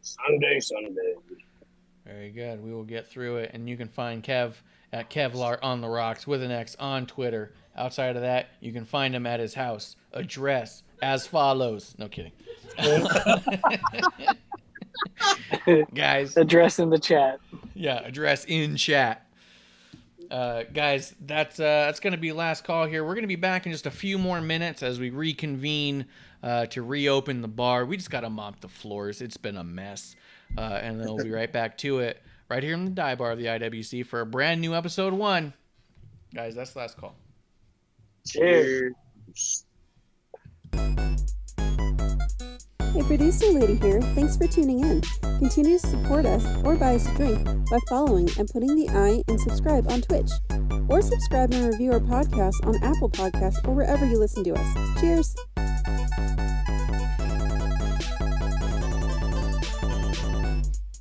I would never have a drink with wrestling on the rocks.